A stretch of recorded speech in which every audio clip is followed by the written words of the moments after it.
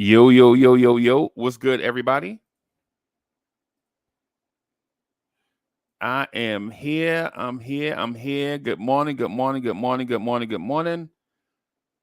Just need a split sec to work on something to tighten something up. And I'll be with everybody in a split second.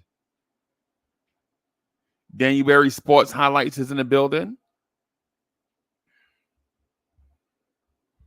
What's good, everybody? Give me a split second, everybody. Cowboy Bob, what's good? As a matter of fact, I'm gonna throw the link in here real quick just in case you want to join.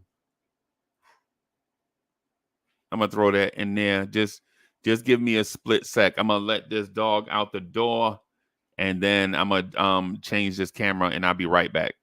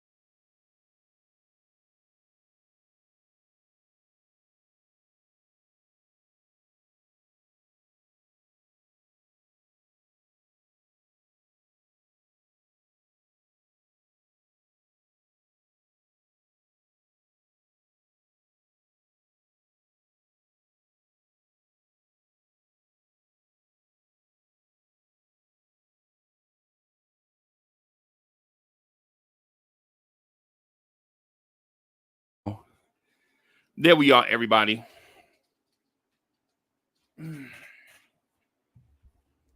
Sorry about that. These mornings are.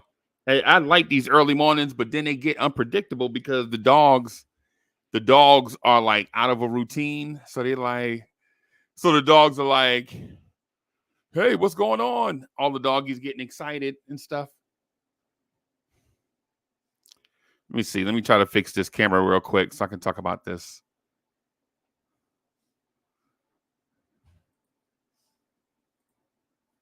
Maybe if I change it. There we go. There we are. All right. So Mitchell Robinson is out 6 to 8 weeks. And I honestly don't know how to feel about that. Bless you, bless you, bless you. Somebody in here is having a sneezing attack, everybody. Y'all say bless you to the person and they're having a sneezing attack. So Mitchell Robinson is out 6 to 8 weeks, and I honestly don't know how to feel about that. Don't know if it's a because in my heart I'm like, you know what? In my heart I'm like, big man been going through injuries all year, and you kind of feel sorry for him. You know what I mean? Dude's got all types of ailments. Louisiana Knicks is in the building. Daniel Berry Sports Highlights is in the building. Cowboy Bob is in the building. Bunch of people on Twitter is rocking with us. Salute to all our people out there on Twitter rocking with us.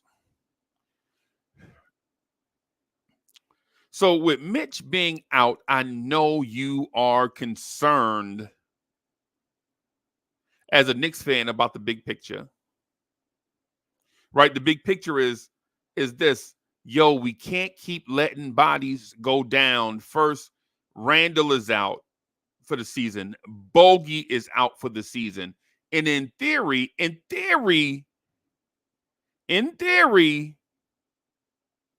Mitch Robinson's out for the season. In theory. 6 to 8 weeks, right? 6 to 8 weeks means was today is May 8th. So 8 weeks would be July 8th. Right? So in theory, Mitch is out for the season. Right? Out for the playoffs. Is that a bad thing? In theory, when you think about it, it's probably a bad thing because Mitchell Robinson makes a lot of splash plays, lot of highlight plays, right? Maybe not the most consistent defensive player, and maybe not nothing on offense. Nothing on offense. Offensive rebounding. Well, I guess that's part of offense too. Offensive rebound, yes.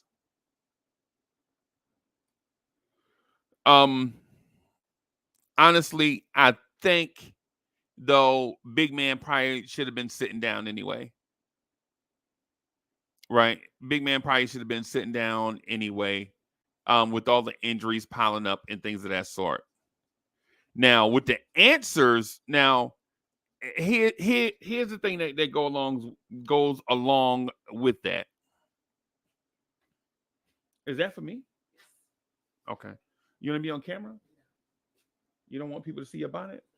Oh, I said bonnet on. I'm sorry. I said bonnet on national TV. Everybody, I'm sorry. Why would I say? And I have a hat on. I'm saying bonnet, and then I have a hat on in the house too. So, it's whatever. So,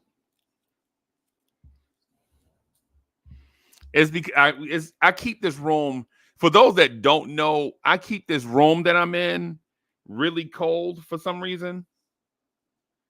This studio thing really warm in here. I mean, really cool in here. It's like an ice box when I step in here. Shout out to the Queen Bee, BK Steph. I talked to her yesterday on the telephone for like a million bajillion. And this is before we knew Mitch was out for the season.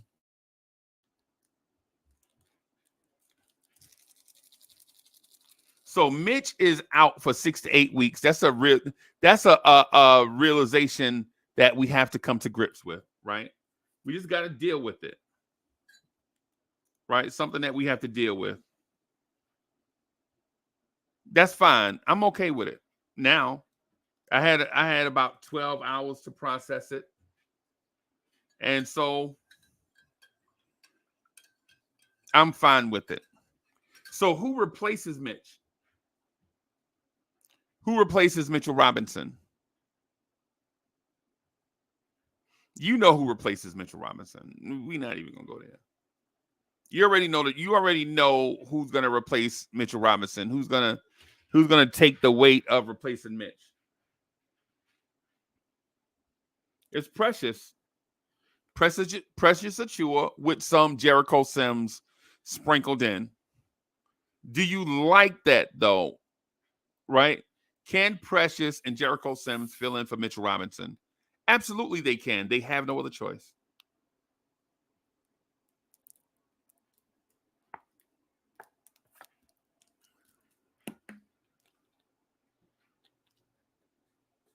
Absolutely, they can. They have no other choice.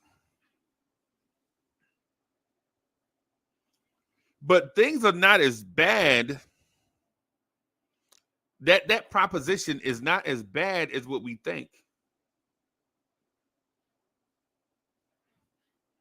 Just Knicks in the building. That proposition is not bad as what people think. Right? Here's why. Here's why that proposition is not as bad as what people think. And I'm not saying we don't need Mitch. I'm not saying we don't need Mitch. I'm just saying we're in a spot where Mitchell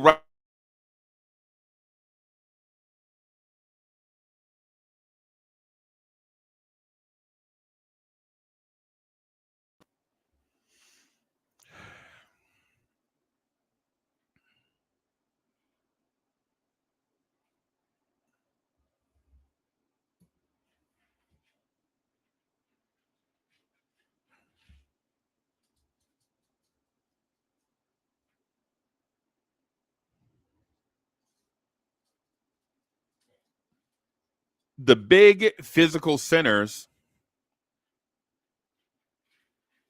won't be in our path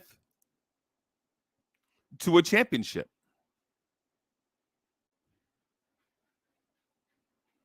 I'm projecting Minnesota beating Denver, by the way.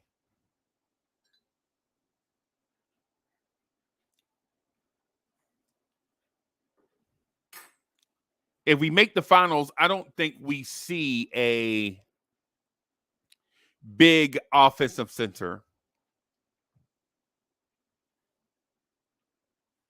Joel Embiid is no longer in the playoffs.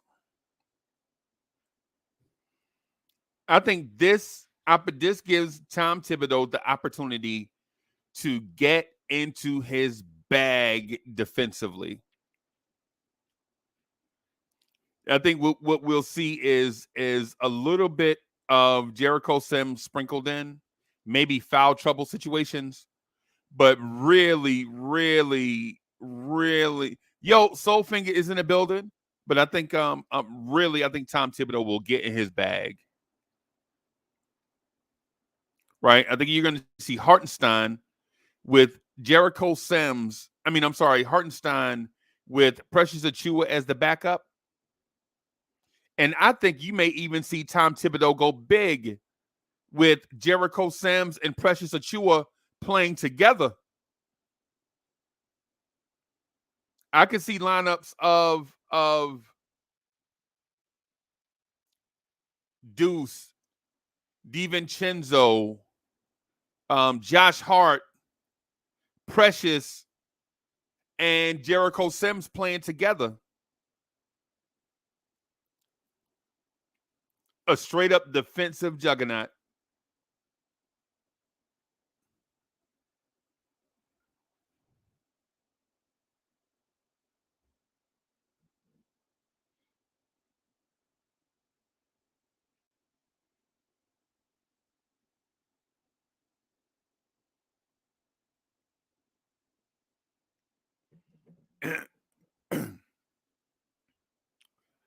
I can see a lineup of Jericho Sims, Precious, Josh Hart, DiVincenzo, Deuce, all playing together.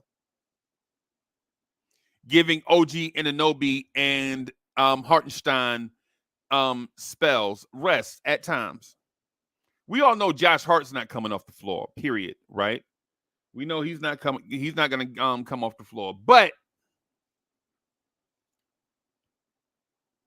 the flexible lineups that you guys have been asking for, I think are on the way. I think those lineups are on the way. A lot of Knicks fans have been asking me, like, yo, Uncle Freezy, why is Tibbs not playing more guys? Right? Now you'll see Tibbs play more guys. Scotty is in the building. Scotty says Sims won't sniff the court, in my opinion. Hey, man, yeah, we have no other choice, bro. If Hartenstein gets into foul trouble, we have no other choice. Cowboy Bob is in the building this morning. Good morning. Good morning. How you guys doing? Good morning, Uncle Freezy. Hey, what's good, bro? That's good. Just making some coffee. I got some right here in front of me. King Ribby in the building. Salute. Salute. I don't know what to say about Robinson going down. I'm still like, huh? When did this happen? But it explains why he played under 12 minutes last game. Yeah. I honestly think this variation of the Knicks lineup is gonna be what Tom Thibodeau prefers. Eddie F is in the building. I honestly don't even think he's switching it up that much. Like, he's just going to use the same rotation when Mitch went down. So, sad part is we don't have a guy like Mitch anymore. So y'all think Tibbs is going to run a 6-man rotation? Wow. I ain't say all that. No, I'm asking. So honestly, y'all think Tom Thibodeau is going to run a 6-man rotation? I'm asking. Y'all let me know. I don't know about that. Me personally, nah, I don't think he can. Even if he wanted to, like Josh Hart doing 48 minutes, he's lucky to get that like almost every other game, 40 plus minutes. So, he's gonna have to go to that bench with Sims, maybe even Burke. It's just sad because I think like he's feeling like he's like his hands being forced to do it, as opposed to him actually doing it the way he prefers. Like with all these injuries, he's like, oh, now I gotta use these guys. All right. You know what I'm saying? It's not like it's a bad thing because we've done it all season, but he's probably at some point like, when is this gonna end? You know? Bro, I think as basketball fan, yo, Big L is in the building. Gotta put me on. Big L in the building. Salute to Dig It in the Crates. Dang. Big L in the building. Salute Digging in the Crates. Yeah, man. Eddie F says, just making the donuts. Glad to see you. Yeah, bro. Hey, I need some donuts. Yeah, man. I jumped on this morning with the intention to do the Knicks morning drive at 9 a.m. But I was already in here, man. So I was like, yo, I already got this stuff on my mind. You know what I'm saying? I could just jump on here real quick, do like a short live to help everybody get started. And then at 9, you know what I'm saying, me and Cowboy Bob and whoever else clicks the link can talk that talk the way that y'all like to have that talk to y'all about these Knicks that we so beloved. You know what I'm saying? But I know it's a morning crew out there, and salute to my morning crew. I know a lot of y'all are out there real like mad early in the morning. Big L. You know what I'm saying? King Ribby, Our Future Media. Yeah. I love the old saying, the early bird gets the worm. I hate that, but I love hearing it sometimes because it's like I wake up 3 o'clock in the morning. I'm pretty much done by 8 with whatever I have to do for the rest of the day. Bro, I'm not gonna lie to you. I have about this much stuff I have to go through, and then after I finish that, then I have to finish the rest of this by the end of the month. And it don't look like a lot of stuff, but it's a lot of stuff, bro. So why do I have paper and bro, why do I have paper in 2024? You know what's crazy? I hate to say it, but even that's going away. That's scaring me, man, because even at my doctor's, they got like everything on an iPad you sign now. I'm like, damn, what happened to the good old days of paper, hard copies? Like, yeah. First the libraries, now the paper. What are we doing? What's going on? What's going on out here? Exactly. It's like us old timers are being erased. Yeah. He's like, shoot. Yeah, man. Oh man. I was like, nobody remembers what a Rolodex is nowadays. Like, what's going on? Yeah, man. So real quick, I want to dispel some stuff, right? So I want to just dispel some stuff. Hey, first of all, for anybody thinking Alec Burks is ever gonna touch, if Alec Burks is ever gonna get a singular second of playing time as a New York Knick again, is dreaming, right? And I would play the Miss Mocha. What's that? Hey, remember that song? Like the song by that light skinned dude talk about dreaming. Oh, with you would remember that, right? Like, oh, you talking about Christopher Williams? She would remember that. One. A light skin, a good looking light skinned dude that be on TV all the time. She would remember that. Yeah. And it's funny, most people don't remember he was a fat dude too. They just, I remember his light skin shoulders. She will remember that right off the rip. Oh, you talking about Christopher Wick with the good hair? Yeah.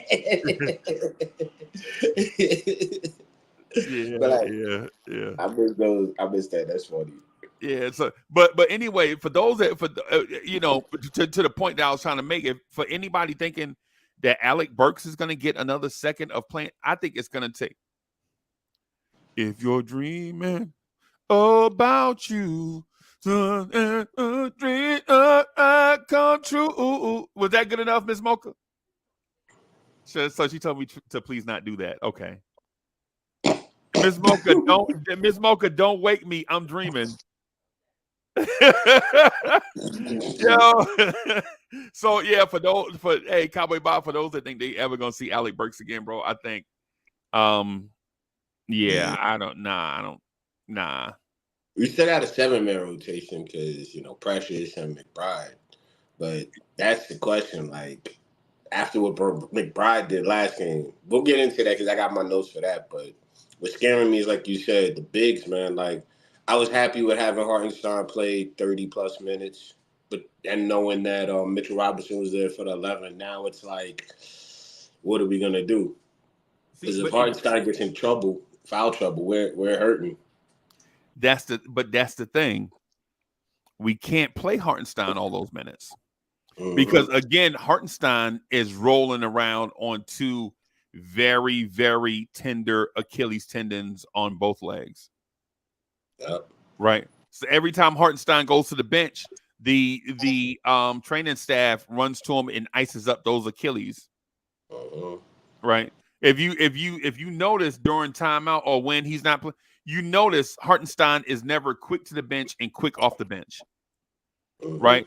They wrap him up with ice to keep him, he's going through treatment for those Achilles. Right. So our thing is we're the walking wounded, and we have to kind of manage it like that. The one thing that might scare me is if he does something totally out of the blue, like start Precious with the 4-man rotate, the 4-guard rotation we had. Like doing something like that, I'd be like, okay, now we're really risking it. Right. Yeah. Yeah. Yeah. And Wiz is right. He says, Iheart's Achilles can get aggravated with additional minutes. And for that reason, you will see Jericho Sims. Yeah. For that reason. Because think about this. If Precious slips into Mitch's minutes, right, and one or both get in foul trouble, you are gonna see Jericho Sims whether you like it or not. Yeah. If Iheart gets 2 fouls, in the first quarter, you are gonna see Jericho Sims.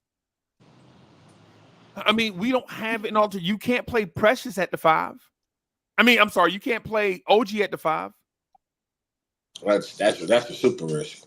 Yeah. That's like the biggest risk. Your best defender on Turner is not going to be good because they could expose you with everyone else.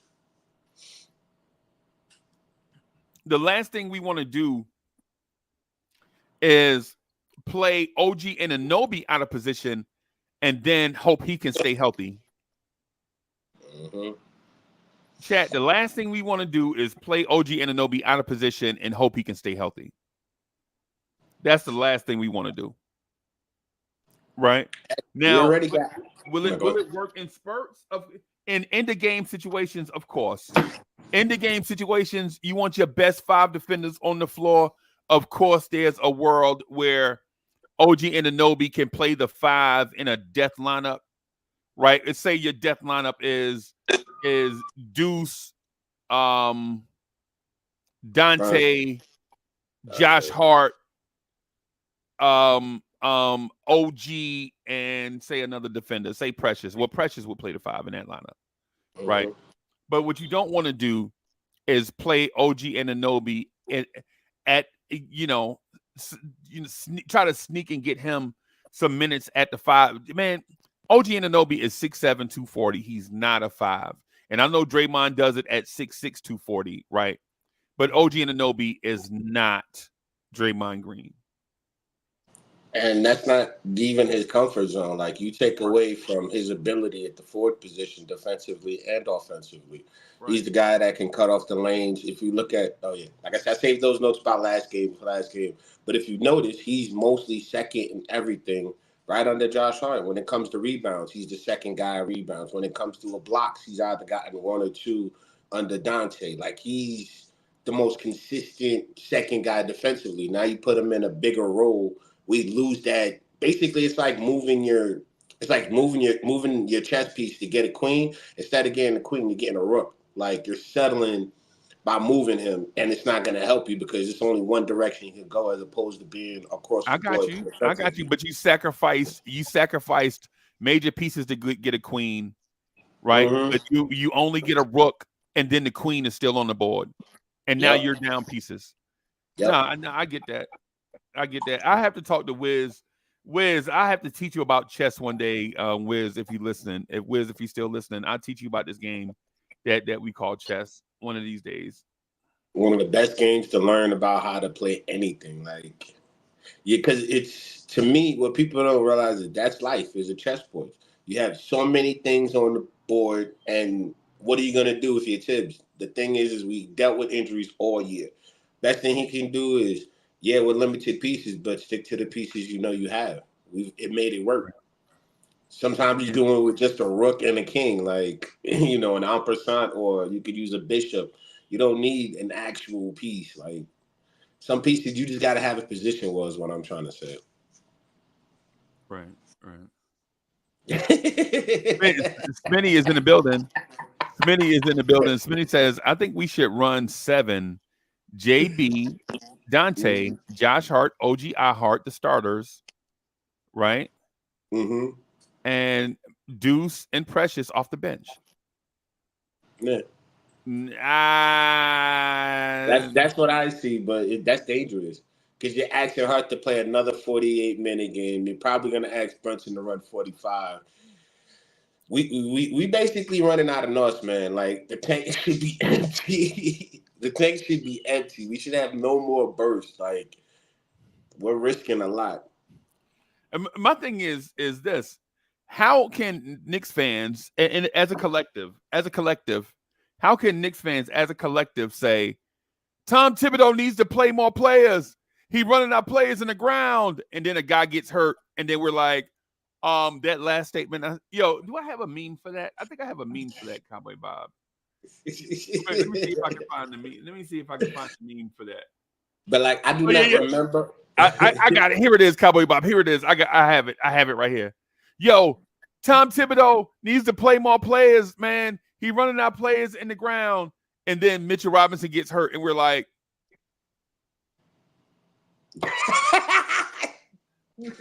forget that last comment. Only play 6. Exactly. That was funny. It's like, yeah, I did not state or claim that last time you heard me say it. He's like, retract. Right. Yeah. And the thing is with Jericho Sims, and y'all know I've said it a lot of times, and I don't mean to offend Jericho Sims, because honestly, Jericho Sims is one of my favorite Knicks. I like playing with Jericho Sims. I tell you, I get Jericho Sims, and I put him through training camp, and I work on his touch, and then he come off the bench like a monster, bro. Jericho Sims be out there like getting me like 9 points and 7 rebounds off the bench, and I'm like, if Jericho Sims could do that in real life, bro, we'll be straight, you know. But my thing is with Jericho Sims is, I just don't believe he's an NBA center. I think Jericho Sims is Precious Achiuwa. I think he's a bigger, stronger, quicker, more athletic Precious Achiuwa. But Precious has instincts out on the floor that Jericho Sims doesn't have. And Sims has center instincts that Precious doesn't have. You feel me? That's my difference. Yeah, and it's sad because we're so limited. We can't even use one at the 4 and the other one at the 5 at the same time. We have to only use them at the 5. Like, for example, I'm not saying this might work, but Precious at the 5 and maybe Sims at the 4. I'm saying like you can't even do that variation. Say that one more time. I'm sorry. Say that one more time. I was saying maybe try Precious at the 5 or Sims at the 4. Like you can't even try that variation. No, you because can't even try that either. No. Yeah, like you have to put these two guys at 5, and if you do that, now you're putting an even bigger risk because Precious we know can hold it down, but it's against Turner. Now you're asking him to keep up with the 3 ball. You're asking him to come out. He could probably be good with that because he did it with Embiid. But now this guy's a lot faster than Embiid, isn't as physical. He's probably going to get exposed. Can I keep it? I'm gonna read Wiz's comment and then I'm gonna ask you a question. I'm gonna put you on what they call the spot. Ooh, perfect. I already put you on the spot by having you up 7:30 in the morning talking Knicks, or 6:30 or 5:30, 4:30, wherever you at, right? Wherever you, I don't want to give away your secret location. right. Yeah. But the thing is, I'm gonna read Wiz's comment and then I want to speak to a thing really quick, right? So Wiz says, I heard about chess from a kid named Grandmaster Maurice Ashley, who just released 2 New York Times bestsellers. Number 1 is his first kids book. So all jokes aside, salute to Grandmaster Maurice Ashley. You know what I'm saying? That's family, right? That's family. Right. That's family, not by blood, but by relation. Right. But that's family to Wiz by blood, not relation. So salute to Grandmaster Maurice Ashley. One of these days, you know, I want to have a sit down and talk to the Grandmaster. But here's my joke though, Wiz. Is Grandmaster Maurice Ashley a rapper from the Bronx, New York? Is he like Grandmaster Caz and Grandmaster Flash? Is that who he is? I'm asking, Wiz. I'm asking for a friend. Now, with that out of the way, here's my question to you as I put you on the spot. Okay. As I put you on the spot.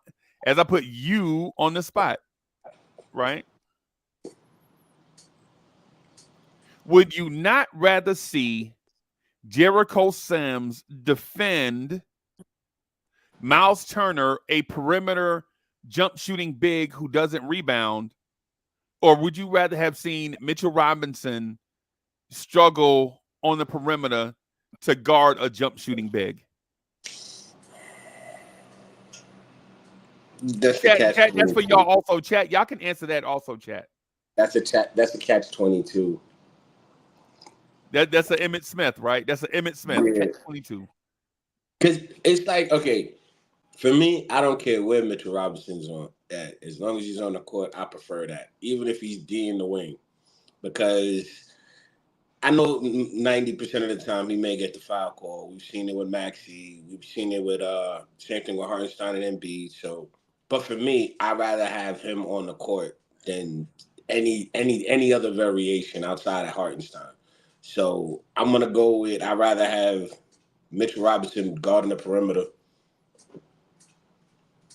You would rather have seen Mitchell Robinson laboring out there to guard jump shooting bigs on the perimeter as opposed to seeing Jericho Sims guarding a great jump shooting big on the perimeter when that jump shooting big does not rebound or block shots.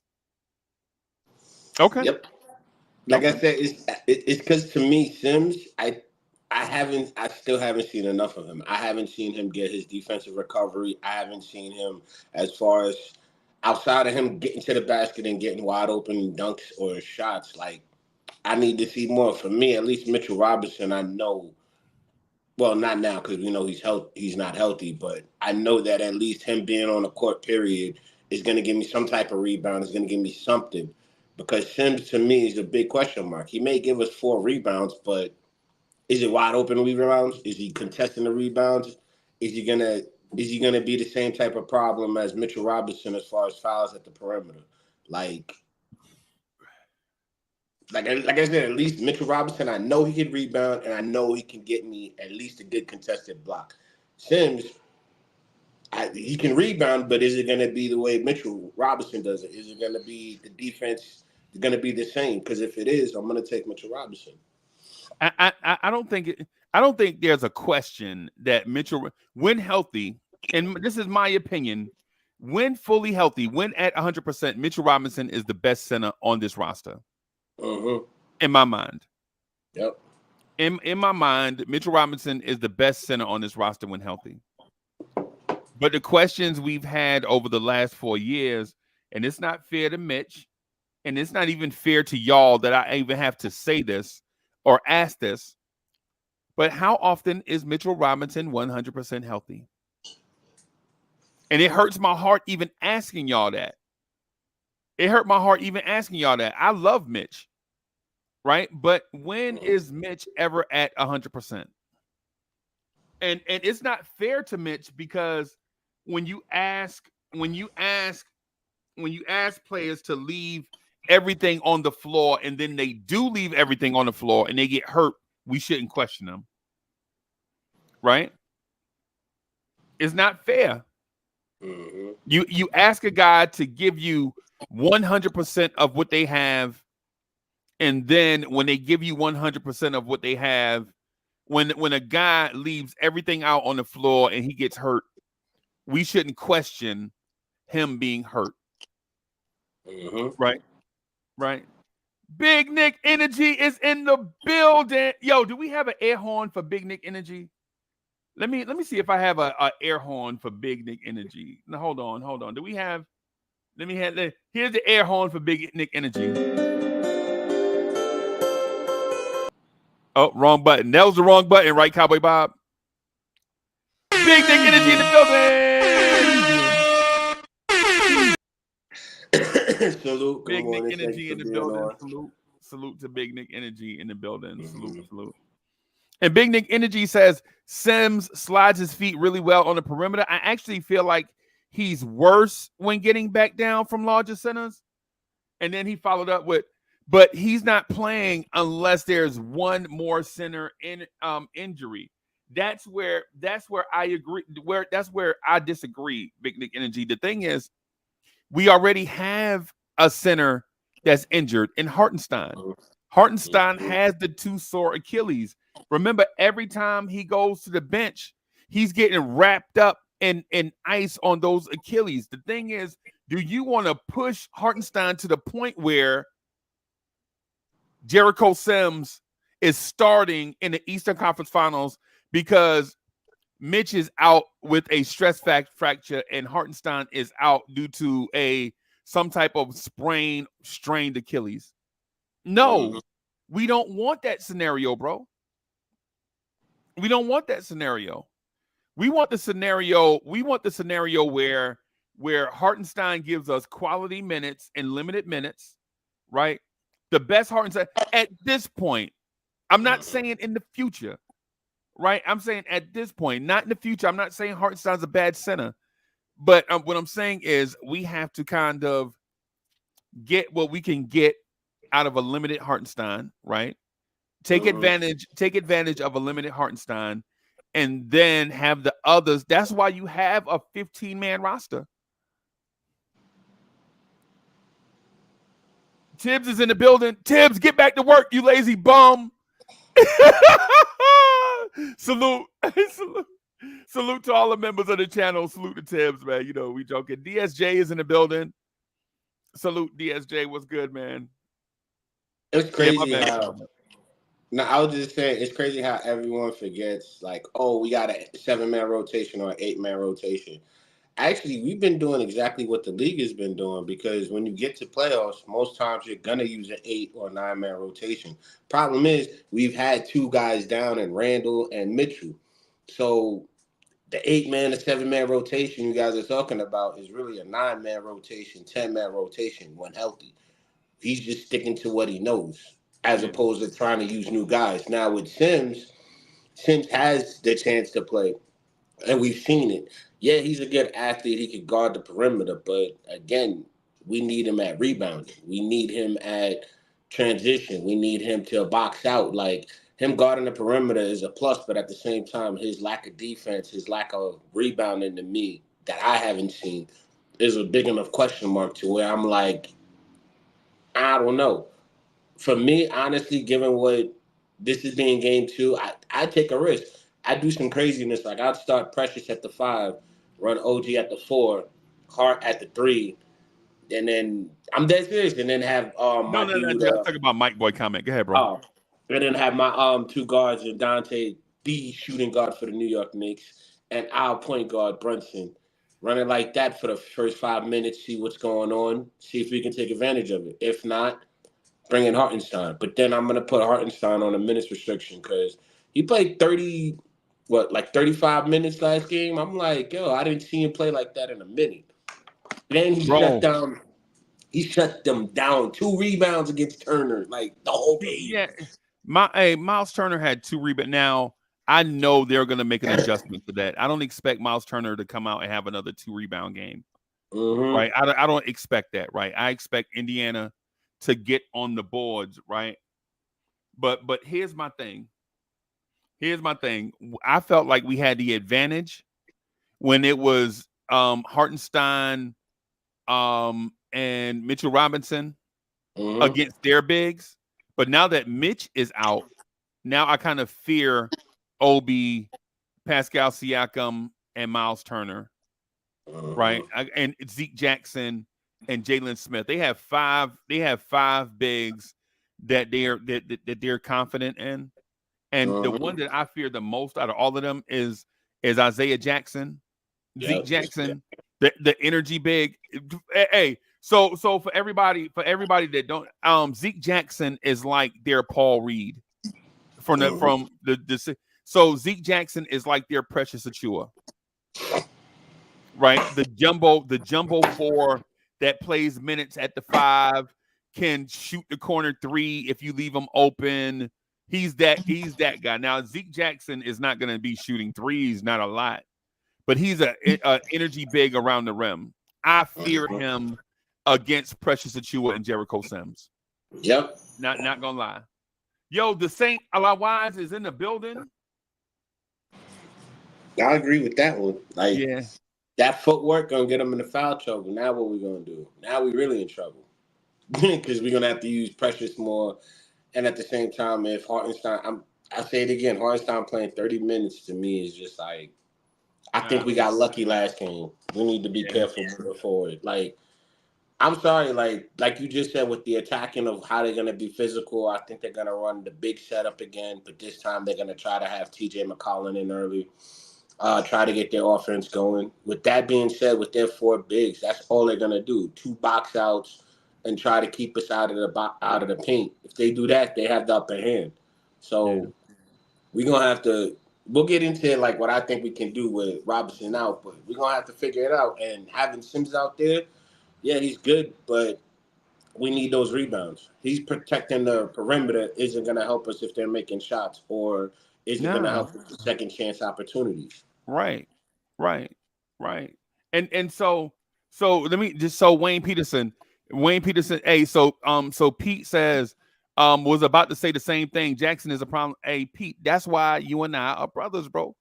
That's what we think. Me and Pete think alike. It's funny. People always say great minds think alike. I'm like, we can't think the same. We could sound the same. It's like, to me, that's more into it. Like, y'all sound the same, meaning y'all are on the same page. And the irony to this, the irony to this, everybody listen. I'm gonna say this, and this is not the same Wayne Peterson, but where I live, I know 3 Wayne Petersons, right? Is Pop. They call Pete, right? So Pop is about 70 years old. His name is Wayne Peterson. And then his son, Junior, Pop is called Pete. And then Junior we call him Wayne, right? And then they have a little boy right now. He about 14 years old, right? He about, for your little kid, they call him Petey. but all of them have the same name. So it's Pop, Wayne, and Petey. And it's funny every time I see I see Wayne Peterson name. And y'all know that, like, Wayne Peterson is a name like Chris Jackson. Everybody know about 52 Chris Jacksons, right? Like legit, how many Chris Jacksons y'all know? It's like 1 million of them out there. So when I see Wayne Peterson in the chat, I'll be thinking like, You know what I'm saying? But whatever. Mhm. Salute to Pete in the chat, and you know what I'm saying. And he says we deep out here, right? But there was a comment though. I think there was a comment that Smitty made. There it is.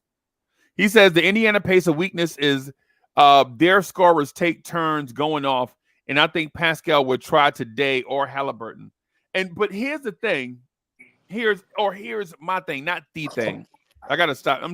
So Cowboy Bob, I'm trying to stop coming off. You know how sometimes we come off condescending, like, no, but here's the thing. What? And I'm gonna stop. I'm gonna try to stop saying that.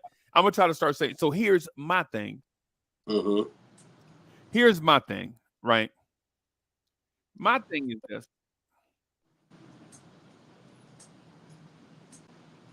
I think we have the game plan to beat Indiana, right? To snuff them out, right? To snuff them out.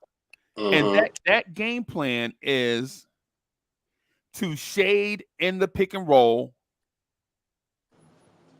and allow Miles Turner to do his thing. Take away their top two options with one defense.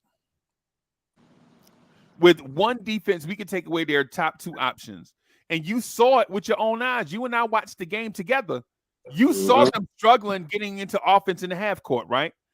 Remember we was pointing it out during the game, right? On playback TV. Y'all got and you were calling out every time that Turner was available for a three, and they missed opportunities due to our defense. Yeah, y'all gotta come check us out on screen or Dante, TV, man. Yeah, like on Dante when he gave the screen and everyone was like, "Oh, he's flopping." He was like, "Looking," and when we saw Halliburton looking for the defender to come over so he can make that cut pass for Turner's three. So yeah, right. Yeah, and, y'all gotta come check us out on Playback TV because we break this stuff down in real time. So we break it down in real time, and then we come back to YouTube and talk about it. Right. The thing is in that, and Cowboy Bob, just for a second, just let me get a second. I'm gonna explain basically what the defense is. When Indiana gets into their screen and roll with Halliburton and Pascal Siakam or Miles Turner, basically what we do is once the screen comes, right, our big drops into coverage, but not to just protect the rim, right? Our big drops at an angle so he can take away the pass from the 3-point guy in the short corner, daring Tyrese Halliburton, a guy that doesn't drive to the basket, to drive to the basket. He doesn't want to do that because he's not that type of player, right? What that does is it takes away the easy three out of the pick and roll, and it takes away the lob threats and things of that sort at the rim because he's not backing straight up. He's backing at a corner where he can put his hands up for that pass to make that pass more difficult in the corner, right? So what does that do, right? So what does that do? That gives the guy that screened the opportunity to roll to the basket or pop out for three, right? You know Miles Turner is not a roll guy. He's a pop guy. So what that does is it gives our defense time to recover and not it gives our defense time to recover, to rush out to Miles Turner to put a hand in his face on his jump shot because we don't fear a 7-footer putting the ball on the floor, going to the rim, or we don't fear Miles Turner getting 10 assists a game. He's not going to do that. That's not in his bag. So what the Thibodeau defense does in that case is it take away what they like to do most, right? Tyrese Halliburton likes to shoot the three, right? And he likes to pass the ball to open guys around the perimeter or at the basket. But when your guy is in drop coverage at an angle, a 7-footer with his hands up forces Halliburton to make a more difficult pass into traffic, which he does not want to do. and then forces Halliburton to put the ball on the floor and drive to the rim. That's not in his DNA, right? So when he kicks it out to Miles Turner for 3, right, and Josh Hart recovers and puts a hand up in Miles Turner's face, if Miles Turner takes a contested 27-foot 3 and makes it over Josh Hart, you have to live with that. Because the alternative is he misses, and now Miles Turner is not at the rim with the ability to rebound.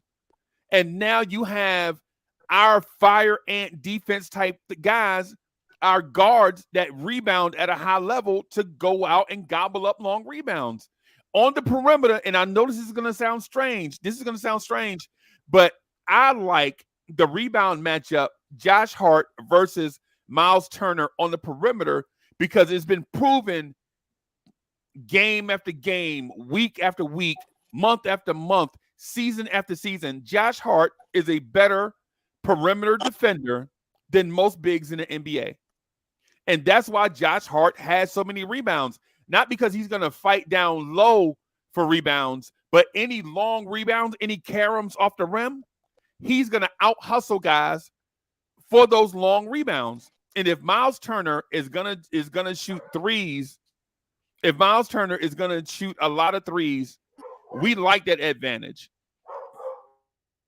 We think a series where Miles Turner is gonna try to win the matchup by shooting threes is in our favor. Agreed.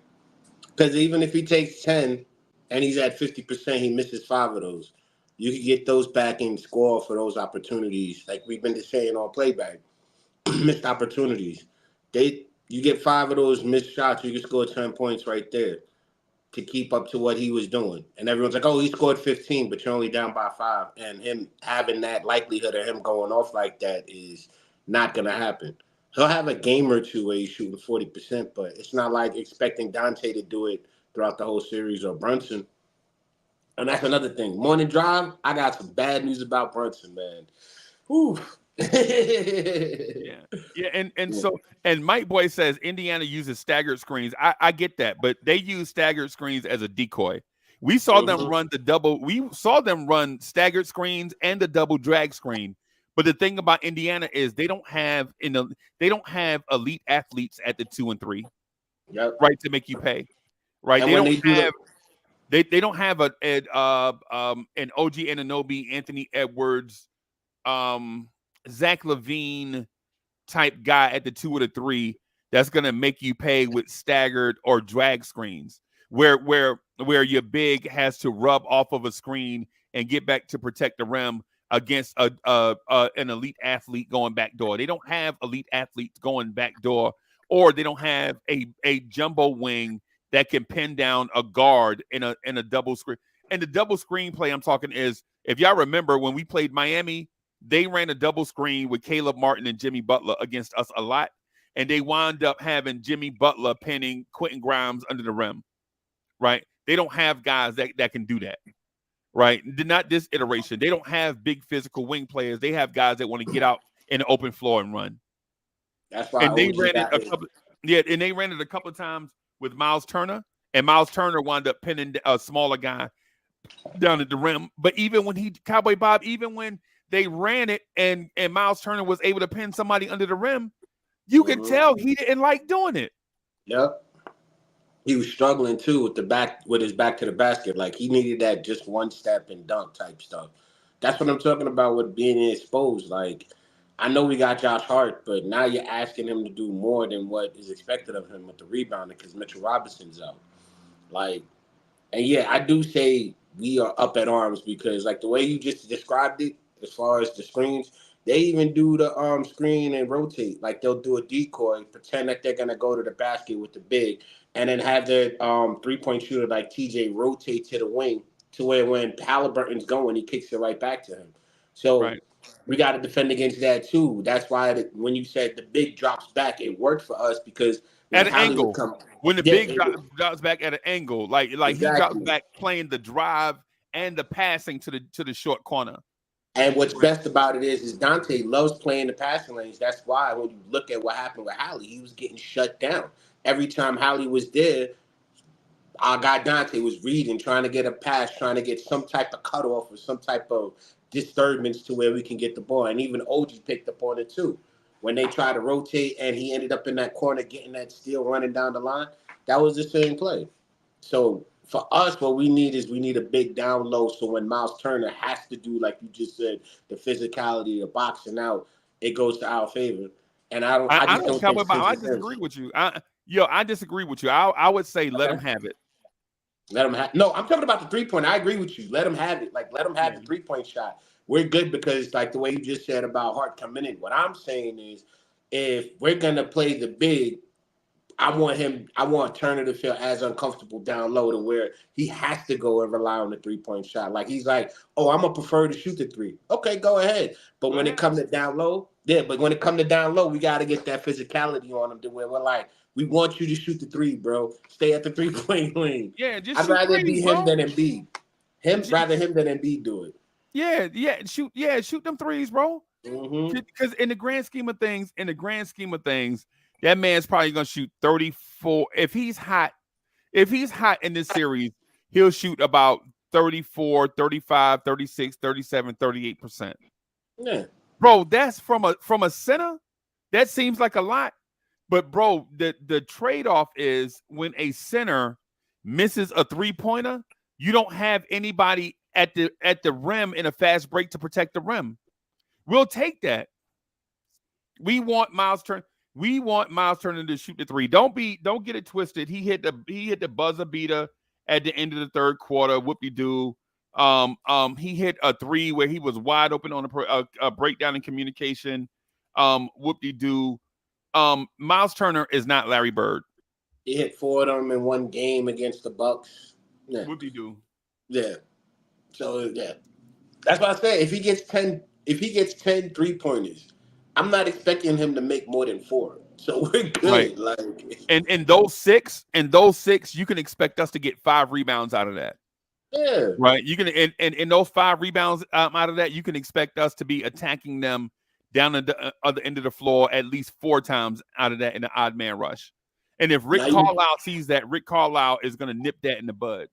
yeah. Now you know why I say be aggressive and I'm yelling attack, attack, attack, because that's why. We attack when that's how we beat them and slow down their pace. Because yeah, offensively they can get to their spots and do what they want to do.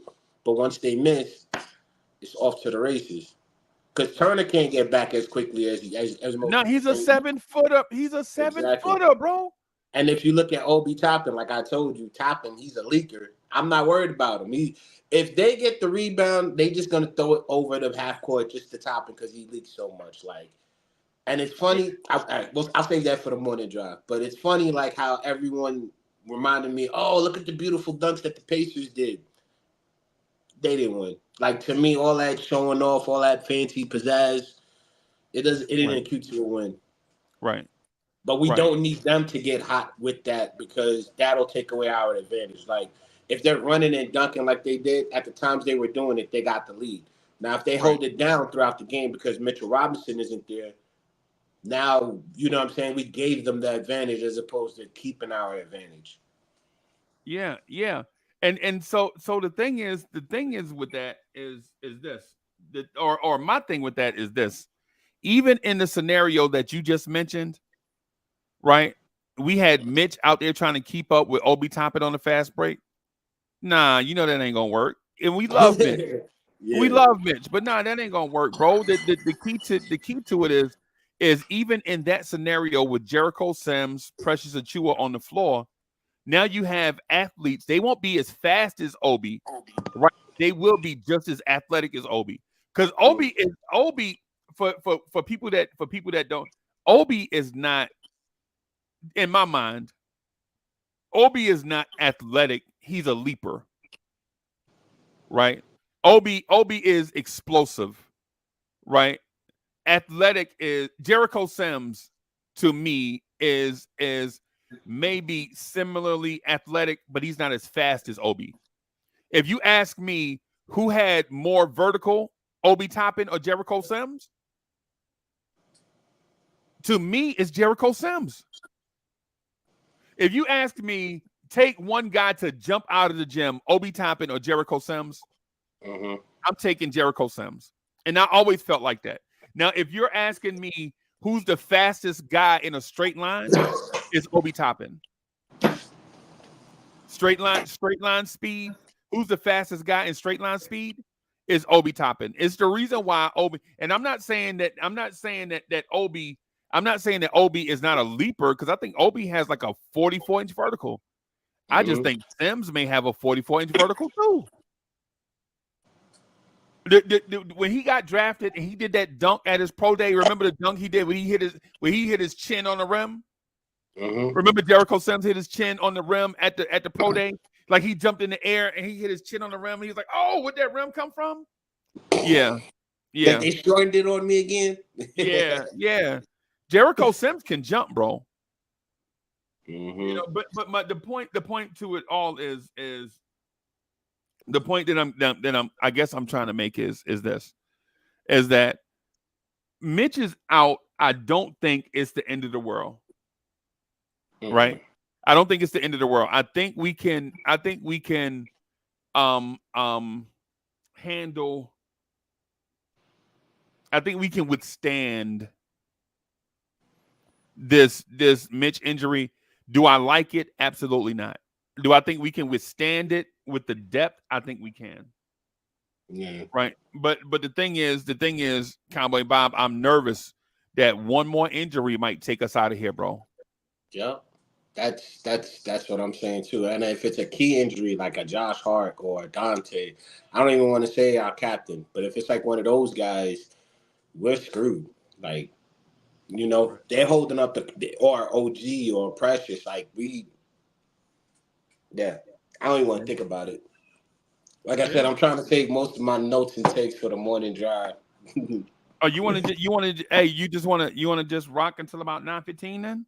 Oh, okay, cool. We can do that then. All right, I'm just asking because I didn't intend. I just wanted to come on and do the Mitch thing, and then I saw so many people in here, and then when you jumped on, I was like, oh snap!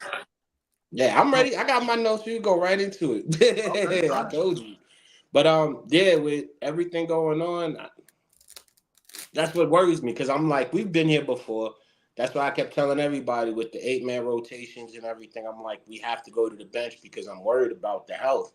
But we can't expect Josh Hart. It's funny how everyone's like, oh, Josh Hart's the greatest, but really nobody sees that he's made a lot of inconsistencies. But given the time, he's able to make it up. Like, look at last game. He had 5 turnovers last game. Even though he had, 2 blocks and like 3 steals or something like that? No, 3 steals and a block. Like, for me, that's what I'm worried about. I'd rather, and y'all may laugh, I'd rather have Precious starting tonight just for the sake of trying to protect Hartenstein. Like, I know it sounds crazy, it sounds weird, but I don't want to start Sims. I'd rather start Precious, run small, see where we're at. Yeah, that does sound weird to me, bro. No, it does. Like I said, it sounds so crazy, but I don't want to risk getting the Hartenstein hurt because then what? What if the injury or somebody doesn't finish out the game today? Just anybody. We're screwed. So for me, the best thing is try to use that as early as possible just to get it out the way. Like, if we use it early, the first 5 minutes, and it works, I'm not saying we use it for the remainder of the game, but we will be able to have saved 5 minutes of Hartenstein being out there or 5 minutes of Sims. That's all I'm saying. We got to find out our spurts of 3 minutes, 5 minutes to where we can cover to where Hartenstein can rest and our guys can stay in flow.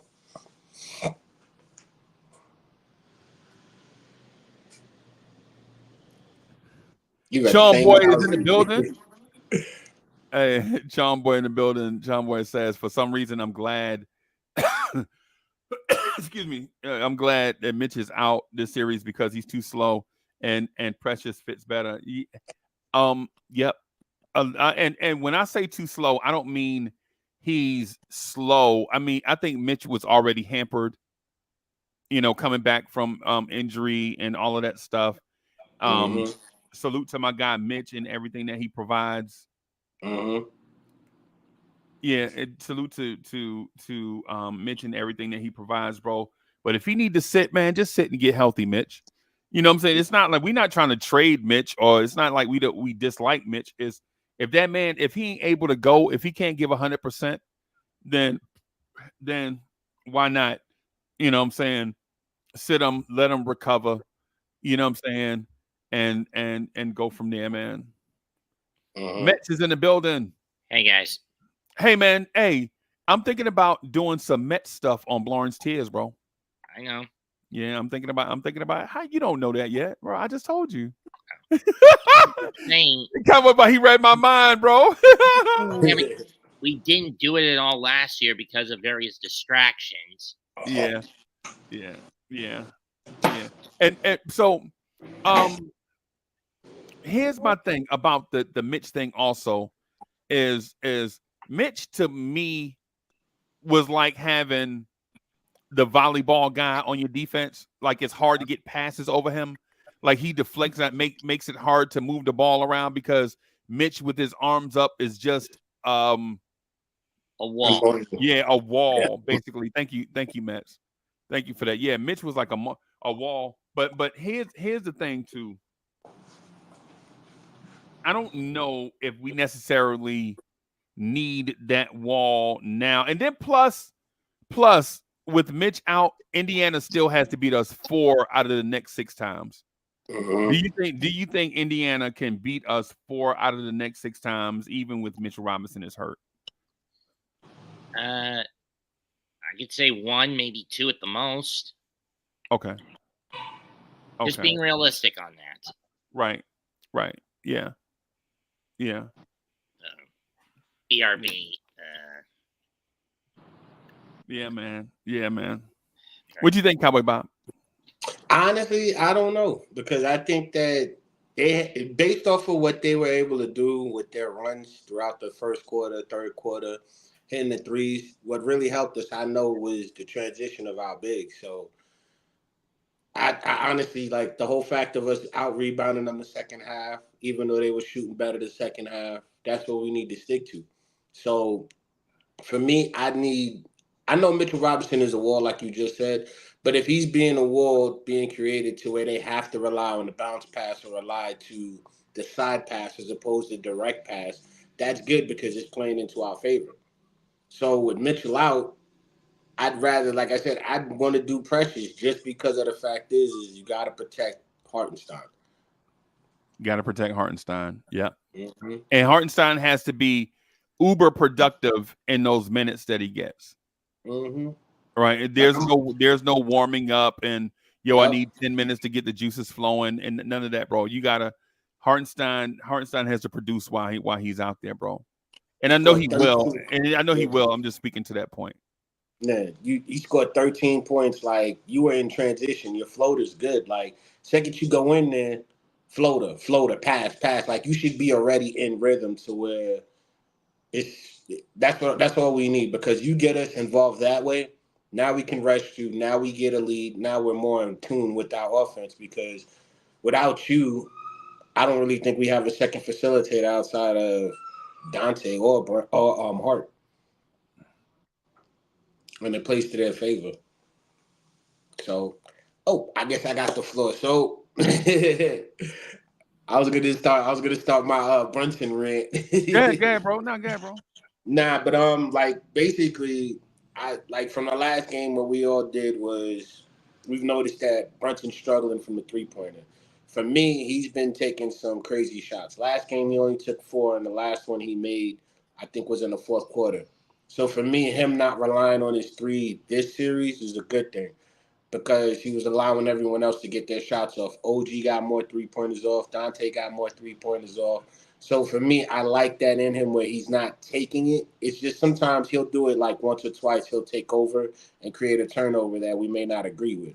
His court vision to me is questionable. Like the Halliburton turnover where he tried to throw it off of Halliburton, or when he made the same mistake again with Hartenstein, when Hartenstein's cutting to the basket and he actually tried to do a bounce pass, but the defender's arm is literally there. So It's like, either way you look at it, you're like, he's trying. Do we hate on him for it? So for me, his court vision, sometimes you could see like when he made the pass to Hart underneath the basket, like you saw his face locked in for the pass when he came from the right side, went under brought the defenders, he passed it right to Hart. You saw the pass was there. Like if he does that more often, I think we're there. But the thing is sometimes when he has his head down, you can just tell like we're not going to be able to get that shot off, or it's going to be contested. So for me, I like that he's trying to figure it out still, but his vision needs to be like when he's ready to go, you could just see it. Once he got it from the half court, I don't know what it is. Like you've been hearing me say it when we were watching it on playback. Brunson also has been nasty in the half court when he's getting it from the half court. He's a lot faster. The offense goes a lot quicker. And all I'm saying is this: like I just want him to limit down these turnovers because out of those 5 we remember, 3 of those he could have avoided. And I'm Yeah. not saying that mistakes don't happen, but come on, like I said, Josh Hart had 5 turnovers, and 5 of those turnovers he created 3 steals and a block. So you really look at it, he really had 1 turnover. Sorry about that. For one Okay. reason, my computer restarted on itself. So like with Brunson, I just need him to be the guy we all know you to be. And to be honest, most people think I'm crazy.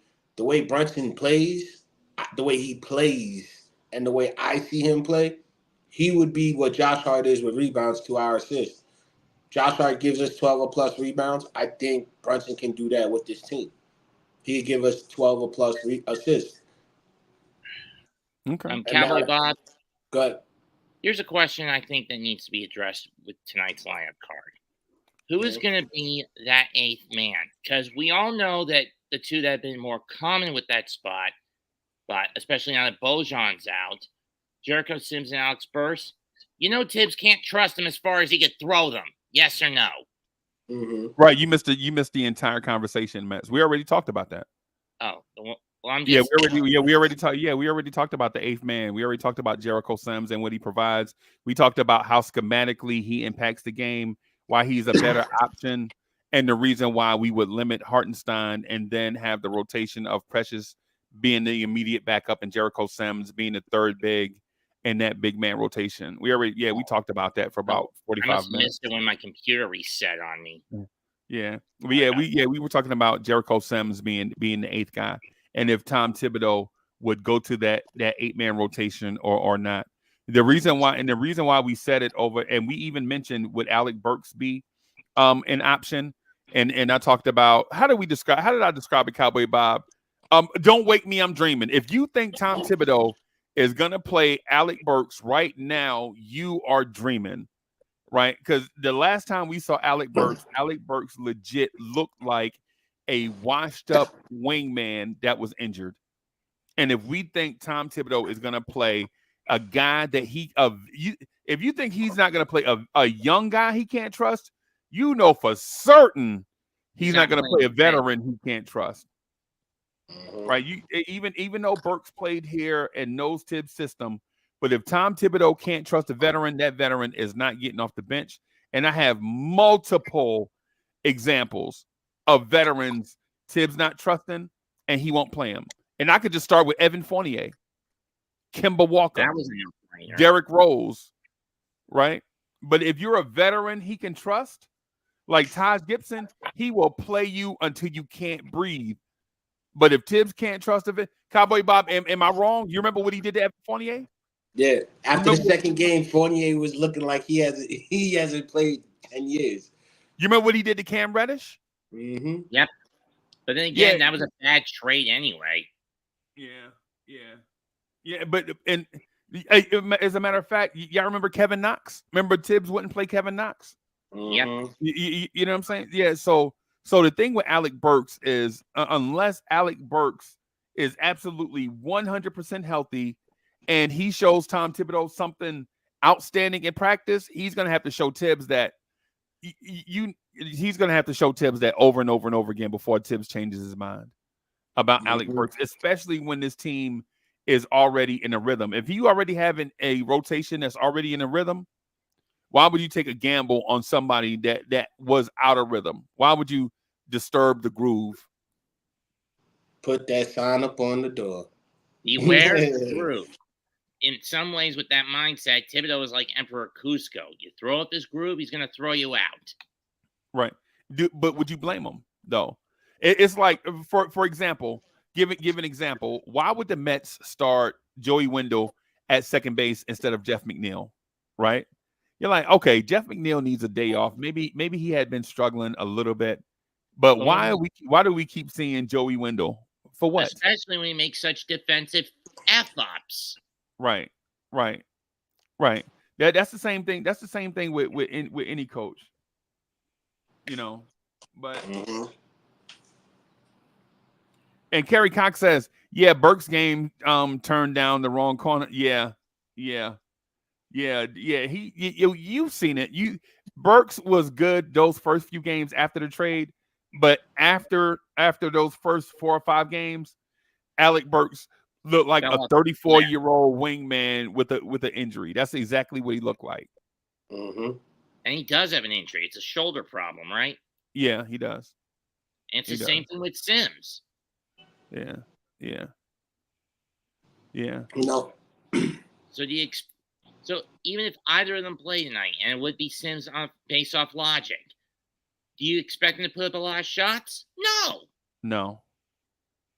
You just expect Sims to go out there and give you energy and a break while Hartenstein and Precious take a break. That's it. You don't expect Sims to go get you 10 points, 10 rebounds. You just expect Sims to hold it down until the other guy can get back in and take his spot. That's it. And unfortunately, with how often he's sat on the bench, I fear Jericho is kind of stagnated. Yeah. You know what I mean? Yeah. But between him and Burks, I do agree Sims is the lesser of two evils at this point. If we have to go 8. Yeah. Okay. Yeah. The thing about and the other thing about it too is with the system Tom Thibodeau is running right now, this scheme that he cooked up just for Indiana, right? Because we don't care about a scheme versus the other 28 teams in the NBA. We could care less about that. Right now, Tom Thibodeau has a defensive scheme that works against Indiana. It cuts off the passing angles from Halliburton, right? And it cuts off the corner 3 from Indiana. Initially cuts off the corner 3 for Indiana. Will they get some? Of course, because Carlisle will make adjustments and Indiana gets paid too. They get checks also. They want to win also, so they'll make some adjustments to try to find corner 3s. But for the most part, the Knicks are like, hey, Miles Turner, if you want to take 17 3-pointers and only hit 6 of them, by all means, go ahead. I forgot. Carlisle won his title with Dallas, right? Yep. And he's the one that benched Brunson when they were doing that playoff run. Yep. But he won it with Kidd, Carter, and whoever else, Dirk, and everyone who was on that 10-11 Maverick team, right? Yeah, All right, I was just trying to make sure because I didn't remember where he won that ring with. Okay, but hey, did you have a point about that though? No, it's just I was trying to. No. Oh, it's just recollection. Okay, all right. Yeah. All right. No, I got you. I didn't want to cut you off if you were going to say something about that. Cowboy Bob, you got something? Yeah, I was going to get back to the Brunson topic for a minute and get that off my chest because to be honest with you, I've already said it. The guy that's the X factor for us is Dante, but we need Brunson to be that back guy. What do I mean? I like the fact that he stepped up his field goal percentage. He's shooting 54%. He's shooting more better in the mid-range than he is the 3-ball. He's actually passing better. But I need him to be more because Hartenstein is out with his injuries. He's not going to be there 100%. Plus, with Mitchell Robinson out, we need you to step up. I'm not asking anything of you that I've already seen. That being said, the OG and Hart connection, we got to keep that going. Between OG and Josh Hart, the two of them have been helping us out defensively with rebounds, steals, blocks. Like, we need to keep those two guys in some way to keep the upper hand if we're going to use Sims. So if we're going to use Sims, I think we need to have those two guys in the game down low, small forward, power forward, and have them attack that way. for us to get an upper hand because they both cut off the lanes. They both are good with rebounding, and they both can do perimeter defense and can score off of a steal or transition. So if we're gonna use Sims, we need to have them play more minutes. If that's the case, Precious is gonna be on the floor by himself, which is a negative. That's why I said that I feel that we have an issue if you play Hart too many minutes or OG too many minutes because now you're gonna mess up those two guys. As far as what they've been doing, I really like I said, Dante's game is gonna be key of what we need. His offense, his defense has been helping us out. He scored 25 points, got 2 steals, created an assist. Like that's what we're gonna need as far as our offense because Dante being that not a streaky shooter, but him being that consistent, knocking down the 3 pointers, going 5 for 9, hitting 55% from 3 pointers, and getting steals. That's gonna ease it up for Brunson. So for the most part, I want Brunson to play his game as easy as possible. Now go ahead. Now go ahead, Mets. Okay. Ivory's comment is: does anyone think? Wait. I'm gonna get to that. But do you have anything about what Cowboy Bob said? No. Okay. So let me. So I'll do. I'm gonna do the Ivory point because I got something that I want to say to it. Not to cut you off, but I just want to talk basketball about this. I'm gonna talk on court basketball about what Ivory 10 said because I know. Listen, guys, I know. There are a lot of people on the internet, a lot of people on YouTube that make goofy ass, energetic takes talking about basketball and stuff. And when it comes to the basketball stuff, listen, I'm not gonna do the goofy ass energetic basketball takes or whatever. I'm not gonna do some random fandom type stuff. When we talk basketball, bro, we're gonna talk basketball on like on court stuff, strategy, and all of that stuff. Right? Ivory 10 says, fellas, does anyone think that turnovers and mistakes and lack of defense we saw is due to the team potentially getting tired? Right. I have a thought about that, but since Mets wanted to jump in first, we can let Mets go first on this one, and then I might be inclined to agree with this. I mean, when you consider how the front five have been playing anywhere from like 37 to 48 minutes, Josh Hart has been forced to go the distance multiple games with no rest. Sooner or later, that lactic acid is going to build up in those legs and arms for him. Okay. And if he's left out there too long. I don't think that it's that like the turnovers and the back of execution has to me, I don't think it has anything to do with them being tired. I just think that it's just their mindset has to change. Like if you look at this series, it's different than Phillies. So it's more fast paced. Their mindset would be different tonight as it was last game. So with the turnovers, I think that it's just their mindset is different. It has nothing to do with the minutes they're playing because Josh Hart's been playing like this all season. We've seen Brunson take 40 minutes, and we've seen all of this. So for them to be tired, I don't think it's because of them playing so many minutes. It's a part of basketball.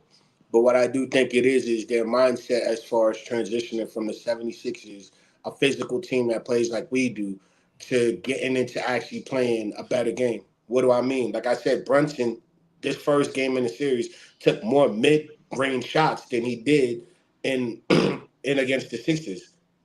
He only took 4 3-pointers and only made 1. So his mindset is going downhill more already. So that transition of him not being there for the open threes, where he shot 11 like we did against the 76ers in overtime, like that mentality is changing to where I think that they just have to get ready into that mindset. You'll see it tonight because Dante was locked in, McBride was struggling, he was non-existent. You'll see those struggles are them trying to create the new system to change for Indiana. I don't think that it's them being tired because if that's the case, we would have never had 50 wins. We would have never won the way we did against Philly. Tiredness is what we do. Okay. Matt, you got something? Nah, I'm willing to agree with Bob's point. Okay. Then again, if the Knicks do screw this up, you know who this puts a lot of burden on to bring the title home? Brunson. I was going to say the Rangers. Oh no. Nah, I don't know if that's gonna happen, but Yeah. as far as like the way it is, it's not tiredism. Like I said, we are down because of injuries. There's no other reason. Like the number one reason you are down players would be due to injuries. It's not because of trades. It's not because of anything else. So if we're down because of injury, we're really playing the way we're playing without two players. Like for example, if Randall's here, Josh Hart wouldn't be making all these minutes that he's getting to where he can correct his mistakes later on in games or hit one 3-pointer that we need at the right time. He wouldn't be there for those opportunities, playing 40 plus minutes because Randall will be there. So for me, it's like if Randall's there, that's a positive. But at the same time, we lose out the value of him playing the entire game. So we're playing the way we need to play. It's just these guys aren't tired. Right. Right. Do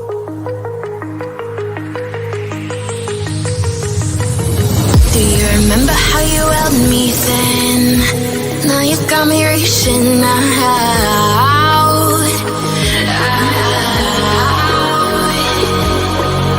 And do you see you got me falling in more times than I can get out.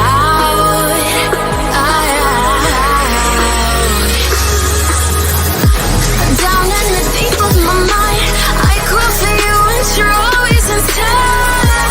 Down in the deep of my mind, how long do I got to keep you, to keep you? Down in the deep of my mind, I crawl for you and you're always inside.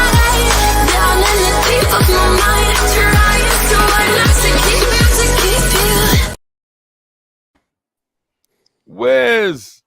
Greetings, gentlemen. Greetings. You say Deucey appears. Good morning, Mr. Wiz. It's early here, man. It's early here in the West Coast. But I couldn't help but listening to you guys, man. Dropping some knowledge. My boy, my man. I'm trying to put up a new avatar, that's why. Sorry about the non-picture. Why is there no picture up there, man? Oh, there's no camera. Yeah, I was gonna. Is Black Stripe a beer or something? Is that like a Caribbean thing? Black Stripe. And Cowboy Bob, is Black Stripe a Caribbean beer or something? Is that something? There's a red stripe, man. Red stripe. Oh, red stripe. Red Okay. stripe. Why is my camera not coming up? I went to the app instead of the StreamYard app. Anyway. You have to. If you have the StreamYard app, you have to set it up before you get into the group. And I heard last time I was on it, it worked. With my Kobe, the 3 dots Kobe at the bottom. Father. The 3 dots at the bottom. Click on that and then turn on your camera. It's probably on the other side. No, I did. That's what I've been playing with. Okay, I'll work it out. Yeah. But what I wanted to say though is what the heck is I don't know where. Forget about the camera for a second, if you don't mind. It's okay? It's okay, Freezy? Yeah, no, go ahead, bro. Go ahead. All right. I want to jump in on that late game fatigue mental focus issue. Before actually I was posted, I was thinking about it all day, that I do see, as looking back at how many turnovers Brunson and Josh make and when they make it. And the numbers do increase in the fourth quarter. I mean, yes, pressure. Maybe teams tighten up their defense, but it does point to the probability, and I say it's true, that the excess minutes do reduce your mental focus, or unless they just increase their risk taking when the time comes. So I can't give definitive facts about it, but I do think that a factor could be fatigue. It could be fatigue. Yes, they're playing they've played lots of minutes during the season. I have to disagree, Bob, that Josh Hart has not been playing lots of minutes in the season. He played lots of minutes towards the end of the season, but for the first 40 plus games, he wasn't. The first 56 games he wasn't. So he has increased, and they've all increased their minutes, and they all excelling with 40 plus minutes. But I do think that some mental errors are being made later in the game, and the probability is the fatigue factor. I don't know what you guys think about that possibility. Honestly, I'm saying since OG went down, Josh Hart's minutes increased to the point where now he's averaging 40. So even if we are seeing difference in the minutes as far as him playing more, once the end of February started, his minutes jumped from I think 32 to like 38. That type of increase still shows, even though it's 5 minutes, he still has to play 5 minutes over a longer period of time. I mean, over a shorter period of time due to less games. So he's playing more. That is the fatigue I'm talking about, where it's not so much physical, it's mental. The fact that Josh Hart is doing so much on the court, his mental fatigue isn't there, which is the same reason why he creates turnovers. Like I said, 5 of them. If you look at the fourth quarter with Brunson, same thing with Brunson, where I kept saying Brunson needs to have his legs under him. Brunson looks tired in the fourth quarter. That's what I'm referring to. It's nothing to do with the minutes. It's the transition from we played a physical team to a fast-paced team. Okay, well, I mean, I thought your argument previously was the minutes are not affecting their error rate. Are you agree that the minutes are affecting the error rate, a possibility? No, I just think it's fatigue because the thing is. So you agree with Wiz? So you Right. agree with Wiz then? No, I'm not. So- No, I'm saying mental fatigue. I'm not saying physical fatigue with the Oh minutes. no, it's all mental. It's right. I'm just saying mental fatigue. Like I could see that, but for them to be fatigued, like the way you're describing, I don't think so. Oh no, it's mental. No, I'm saying it's mental. but Wiz, what he's saying is one thing leads to another. The physical fatigue causes you to get to a point where you make mental mistakes. All right, so I think Bob, we're saying the same thing then, because Yeah, I'm he saying just, yes. he just want to argue with you. He want to argue with you, Wiz, because you won the argument the other night. Nah, it's just I'm trying to make sure. No, he asked me. Yo, Wiz. I don't think it is. Wiz tried to destroy Cowboy Bob, and Mets stood right there and let it happen. Mets was like, okay, so Bob, if you're good mental fatigue, and I'm referring to the playback TV argument that we were having the other night. Oh yeah, well, yeah. I was quiet for a half an hour. I felt like I was back in public school with the ruler and the teachers. Yeah, you got jumped. Like, attack me. I hit you though. Hey, Wiz, let me do this real quick. So I wanna have my man Ivory 10 jump in and chime in.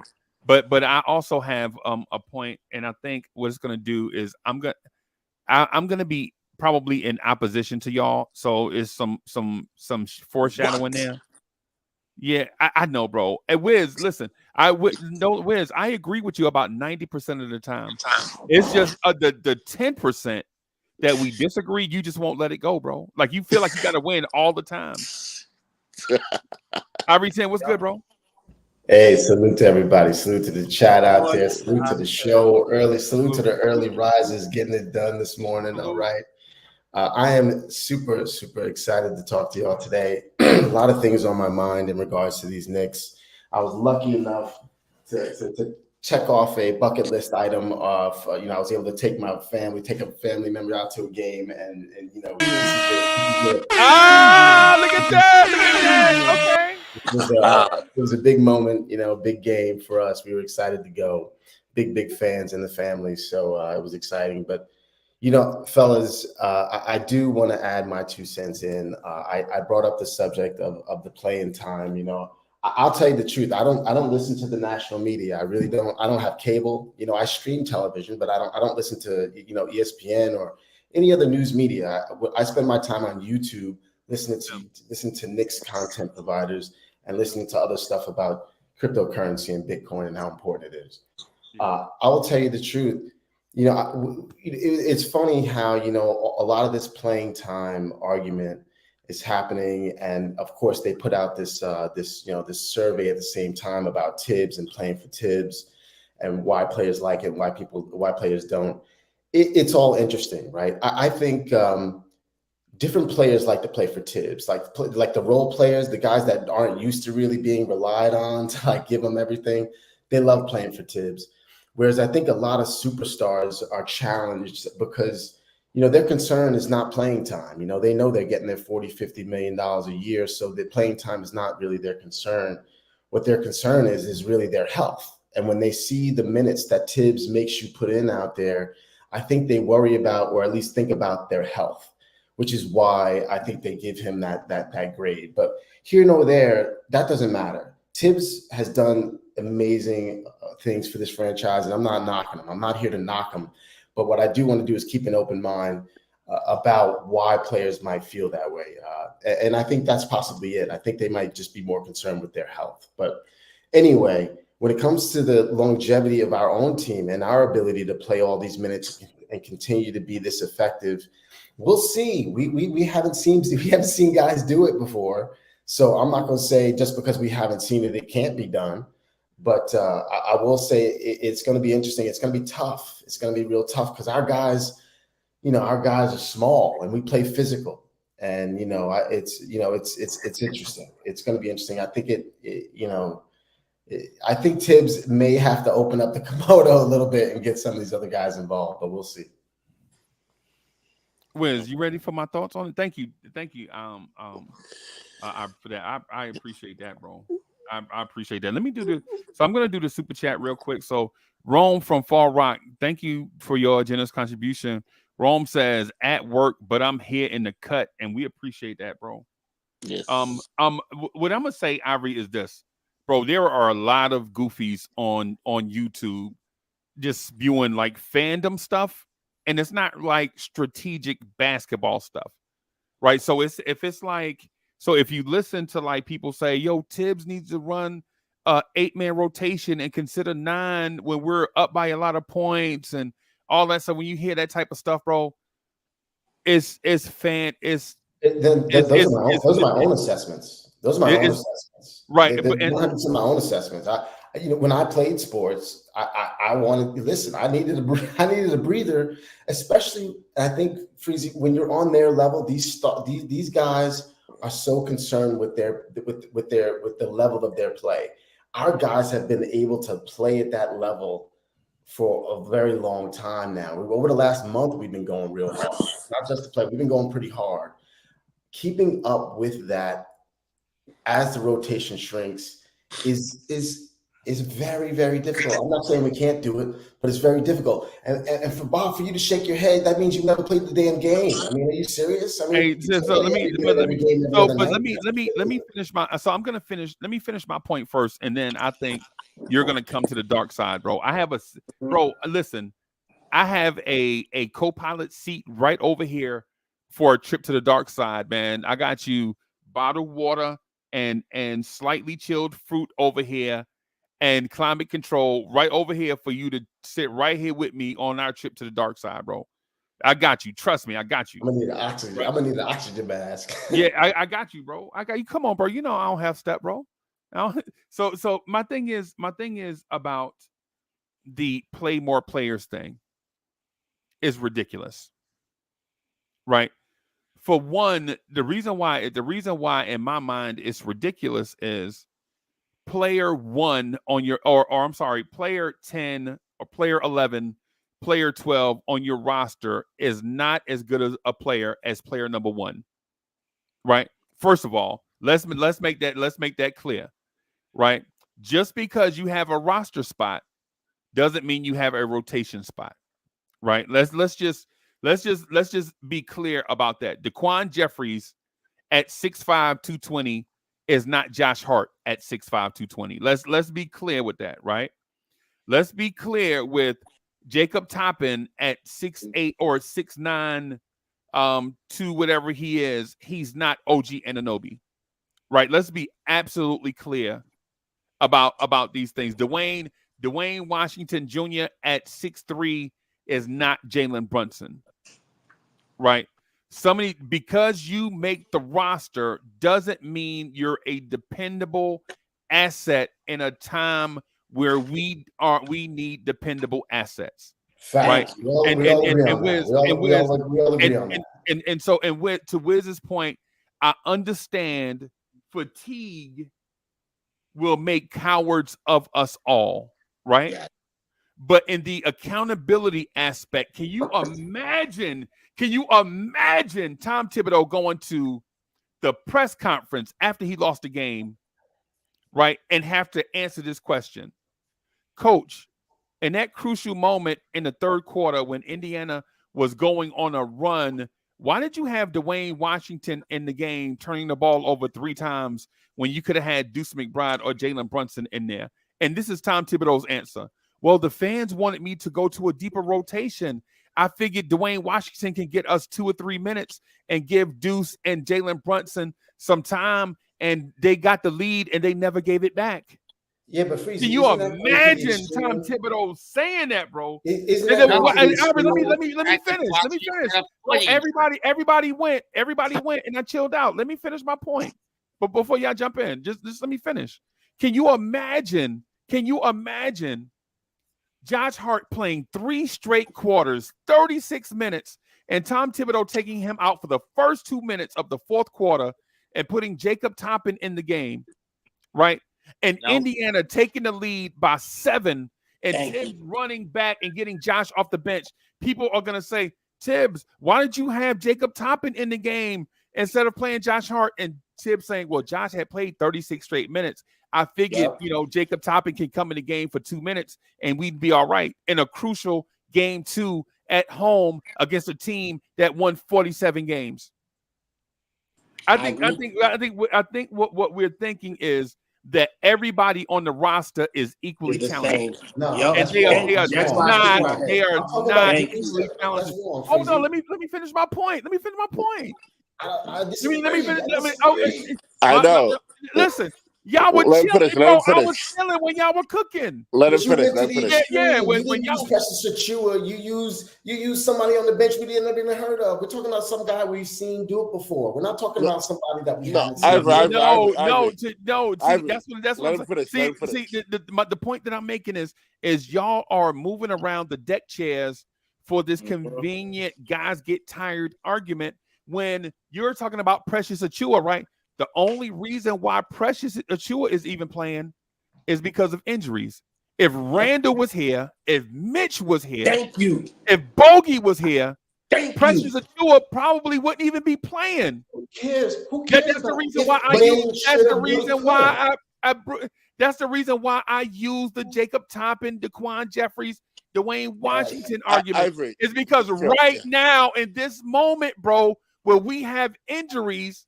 When we have injuries now, the guys behind Precious Achua are named Jericho Sims, Dwayne Washington, Jacob Toppin. If you're talking about extending the lineup even further, those are the guys that you're going to be getting off the bench because Mitchell Robinson's not coming through that door. Julius Randle's not coming through that door. Bogey is not coming through that door, bro. We know that Precious is flexible enough as a defender where he can get out there and guard 3 through 5. He may not be the best 5, but he can get out there and move his feet and cause problems, especially when you have a perimeter team like the Pacers. And all I'm saying is there are guys that we've seen be contributors into the line. I'm not saying that the last guy on the bench is as good, but I think Precious Achua is as good defensively as any big on the team when it comes to these perimeter offensive teams. And I think he moves his feet. Ivory.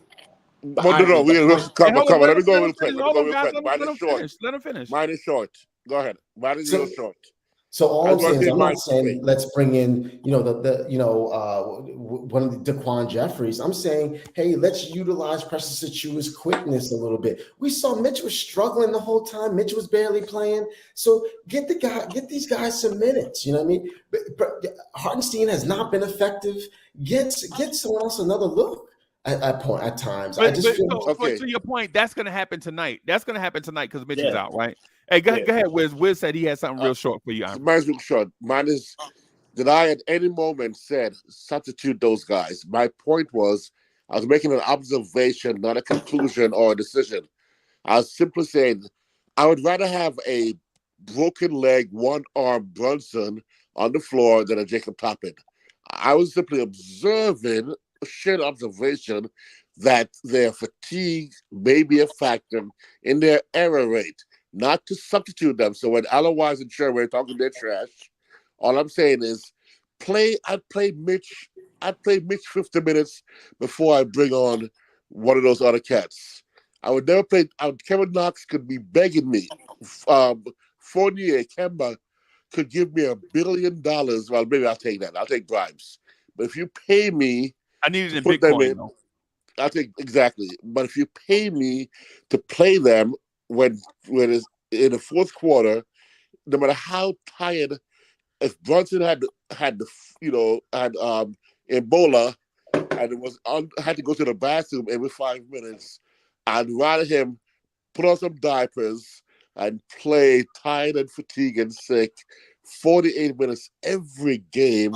But I simply was making an observation that are there error rates related But to their fatigue not to replace them? It's I a never said focus. replace them. It's a Wiz, good not to question. cut you off, Good but it's question. only an observation when you make it once or twice. When you make the statement 7 or 8 times over multiple days, it's information. It's not Mhm. observation at that point. But it's not. Can But I- it was a suggestion. I was Can I- suggesting to replace them though. I Can I still just- said, "Wow, these guys are tired, man. These guys are tired. These guys are making mistakes, Mr. Fatigue." Is that true or not? Yes, I don't- yes or not. What does mean? But but Wiz, you don't want. See, that's the thing. If you don't want it, you don't want a true or false answer right there. When you can say, is it true or Right. not? You It don't wasn't a want that question. because you said observation. If Mhm. you put that on the table for debate, then you want a true or false response. But if you make an observation, it should be. Here's what alarmed me. I was so alarmed, fellas, when I saw Indiana marching right down the lane time and time again, layup after layup after layup, not getting touched.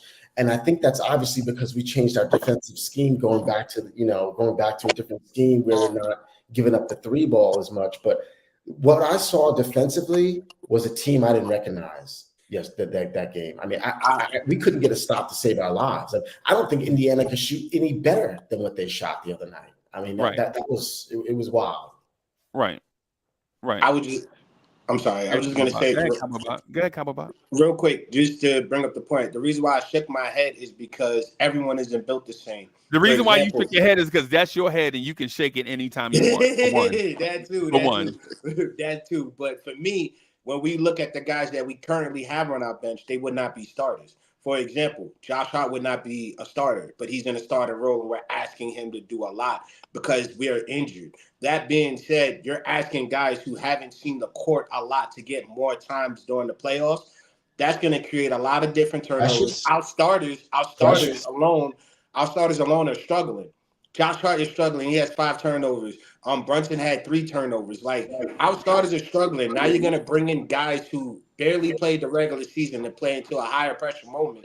That's gonna create a lot more turnovers. Cowboy. And a lot more I was issues. doing that. That's called making an I was adjustment. not doing that. That's called though. making an That's for adjustment. Precious. He wasn't asking for Jacob Topping. That's for Precious. The guys who have played and showed that they've actually proven themselves. And Precious got his minutes because of foul trouble in game Listen, 5. fellas, let's be honest. Josh Hart has become the Knicks' backup point guard. Okay, this is the backup point guard for the Knicks. It's Josh Hart, and he is going to get his turnovers because of all the things he has to do for us to win. So I'm not knocking any of these dudes. They're giving us tremendous efforts. I mean, Josh Hart should be the captain of this team. You'll hear me say that a million times over. What I'm saying is, we need that guy to be on his game in the 4th. And there's nothing wrong with giving him a few minutes, for Precious to get some power forward minutes with that bench. I mean, he's a backup. Josh Hart is a backup. This is what I'm trying to see. What's your point? This is what you guys don't understand. He's a backup, and you're expecting him to play like a starter.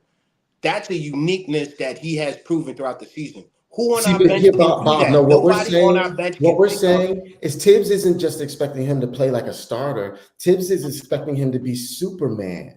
He's playing the whole damn game.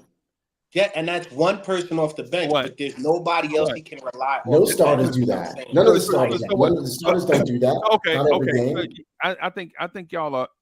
I'm not gonna lie to you. I respect y'all opinion, but I really think y'all are taking a very naive approach. What I would suggest is rocking with Uncle Freezy and Lawrence Tears. You know what I'm saying? Because you guys are gonna hear like these. Listen, you're gonna hear goofy takes, bro. Cat's gonna be like, Josh Hart played too many minutes. And Josh Hart played too many. Josh Hart played too many minutes the other night, and the Knicks won. Exactly. The only stat that matters is winning. Mhm. That's the only stat that matters. I know. Freezy, have I said he's played too many minutes? More game. This isn't the championship game or the championship Brunson played series. We gotta 44 get minutes the somewhere. other night. But Tibbs to be Freezy, given, bro. Listen to my bro. I understand your points, guys. I just think y'all are wrong. okay, let me You're tell you not- why you're not you're gonna wrong convince- about my point. You're not gonna This is my convince point, though, me. Freezy. My Let point me is Wiz, not to Wiz, let me ask you replace- this: have you ever did a sport at a high level where fatigue was a factor? Yes. Goddamn right. Yes. Right. And you ever notice like the thing about, and the reason why I asked Wiz, that's a trick question, right?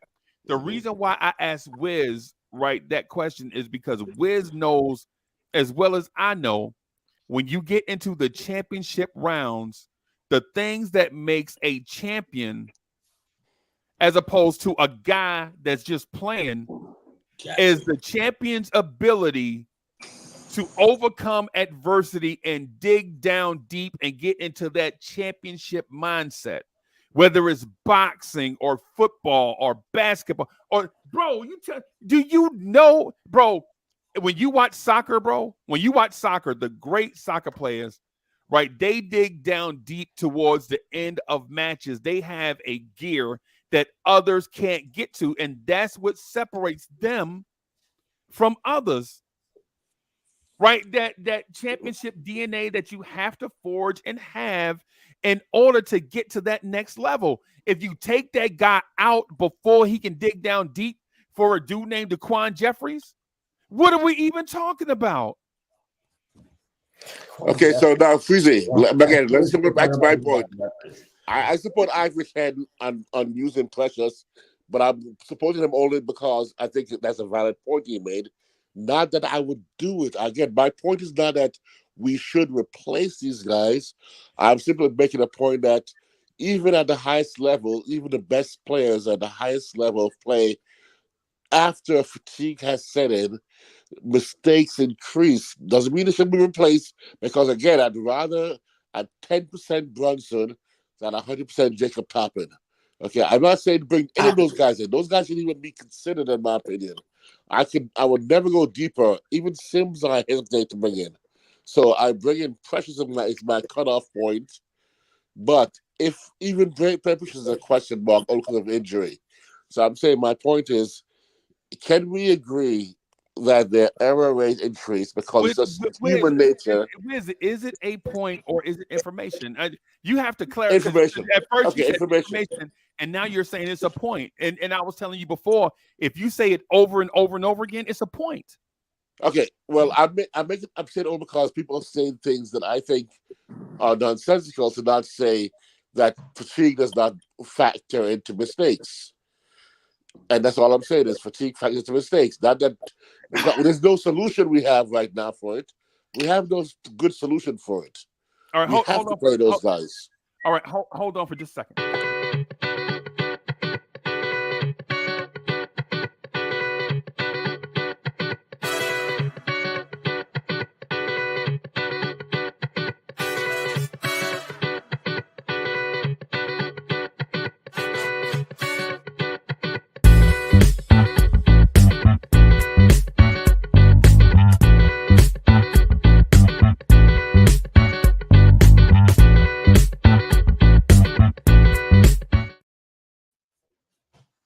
Yo. Damn, it's cool intro. Soulfinger. Well, you got to give that to my man Chuck Allen. That's the Chuck Allen. Yeah, it's funky, bro. That joint funky. Good morning, Mr. Soulfinger. Hey, Soulfinger. Before everybody go, I want to tell you this. I need your help about a very sensitive topic. I'm gonna call you about it later. All right, yeah, I'm heading on into the office, but I can pull away. I'm talking about late this afternoon. Okay, yeah, I'll be home. I should be available. Okay, cool.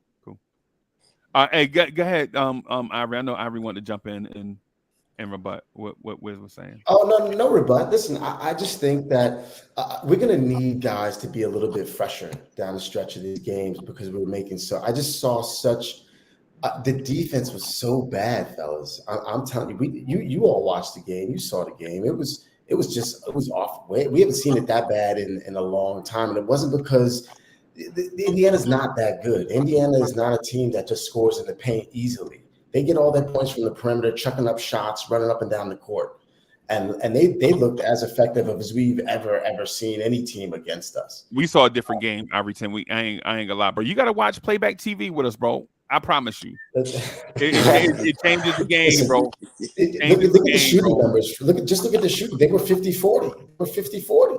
But okay, but they were fit. But the thing is with that, if you look at the box score, and I know you, and listen, I'm not saying that you're not smart enough to understand this, because I listen.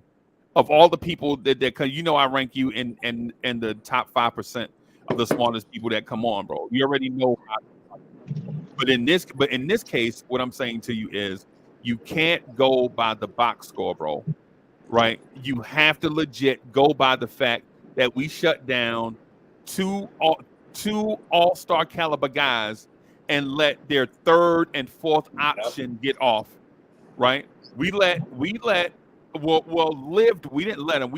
with Miles Turner and TJ McConnell scoring, as opposed to Tyrese Halliburton and Pascal Siakam going off.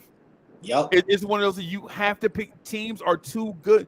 Bro, we're not playing the Washington Wizards every other night, bro. We're playing a team that is a quality playoff team, bro.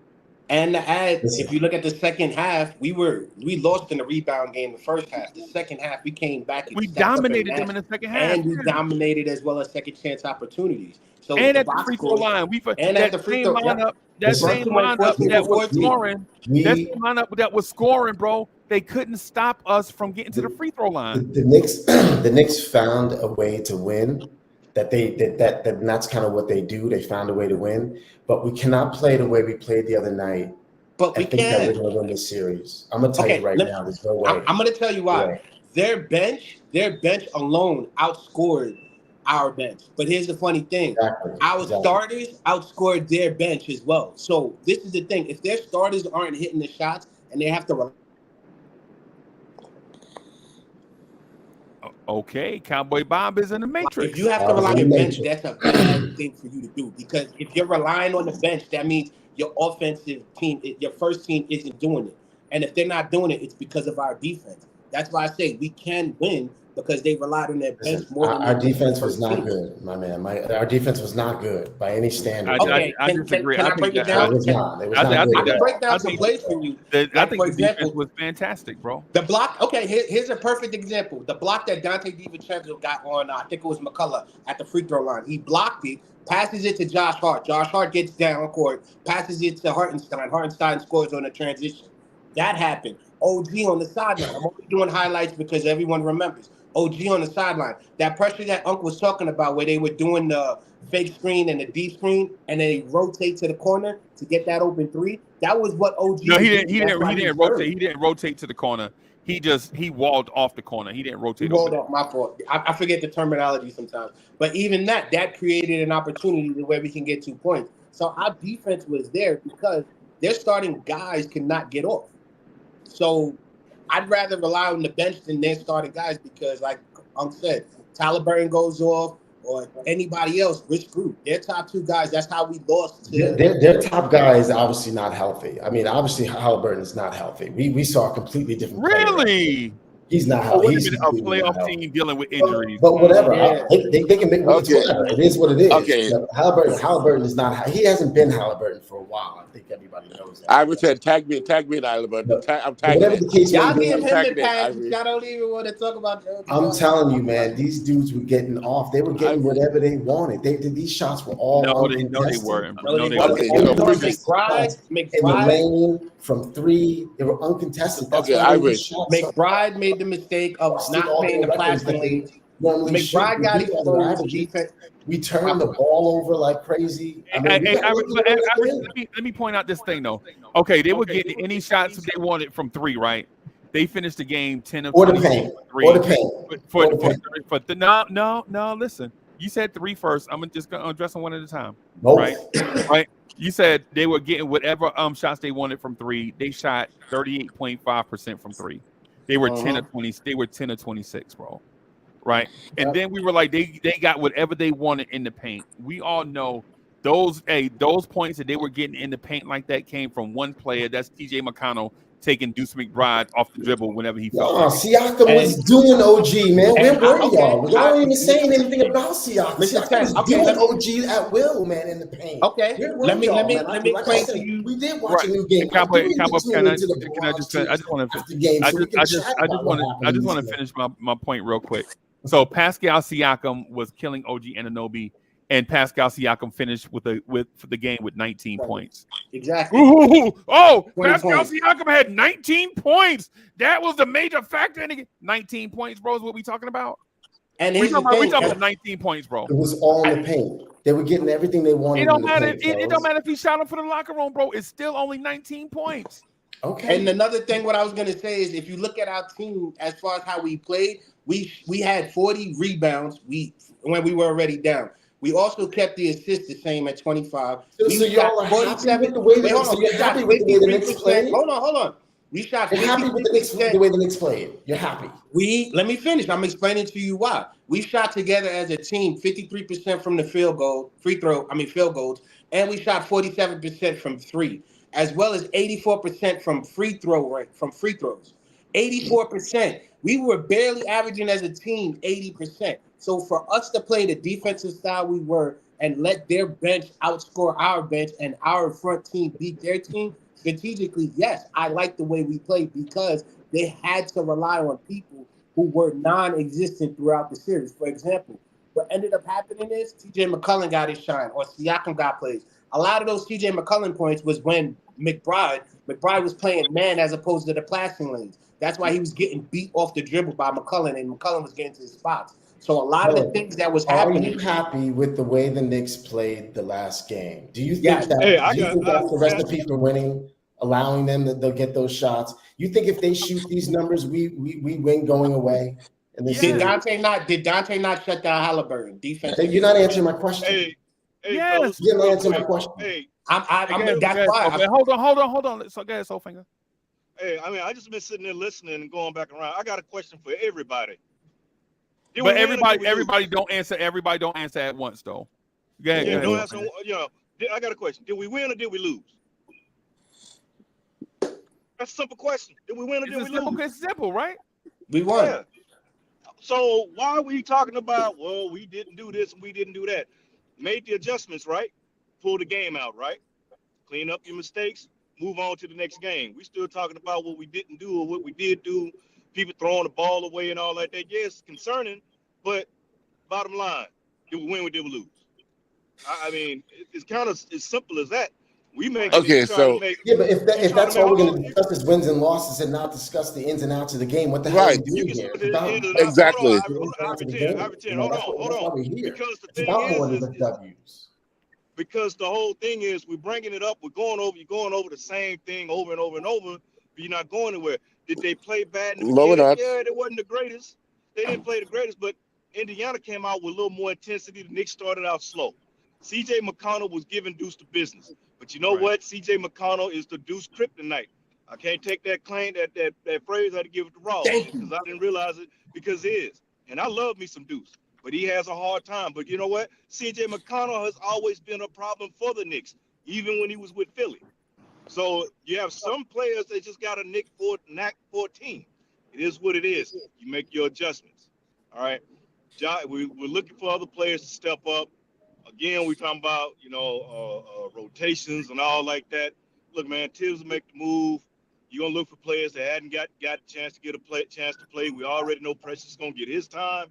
The main thing is as long as our main horses can still keep running, they get a blow here and there when we need to and just stay locked in.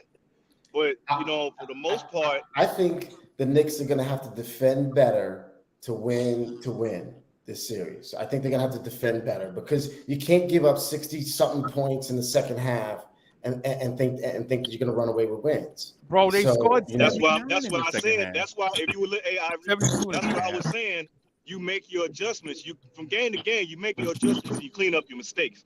That's what they're gonna have. That's what they do. Of course, in between games, they're having film sessions. They're looking at, hey, you missed this assignment here. You need to communicate here. You should have been over here on this. That's all I'm saying. Here. I'm not saying we should have did this or that. I'm saying we got to play different. We got to play better. That's all. Wiz, you know what? Wiz, you know what I think they're sleeping on, Wiz? I think the main thing we're sleeping on, and this is for wisdom, right? Wiz, the thing that they're sleeping on is they think Deuce McBride is going to have 2 back-to-back terrible games, and my belief is that Deuce had a terrible game, right? We paid for it, but we didn't lose. Now, when you see Deuce McBride tonight step up, you there is no way TJ McConnell is going to do this to Deuce McBride 2 games in a row. And if he does, and if TJ and I'm going to say this, and this is the declarative statement too, right? Put an exclamation point on it. If Deuce McBride can't guard TJ McConnell, we need to move on from Deuce McBride. It's as simple as that. Okay. If Deuce McBride can't guard TJ McConnell in the offseason, we got to move on from Deuce McBride. Right. But the thing is, we know Deuce McBride can guard TJ McConnell. We know Deuce is going to dominate that matchup. The dude had 1 bad game, and now we're out here clamoring for DeQuan Jeffries.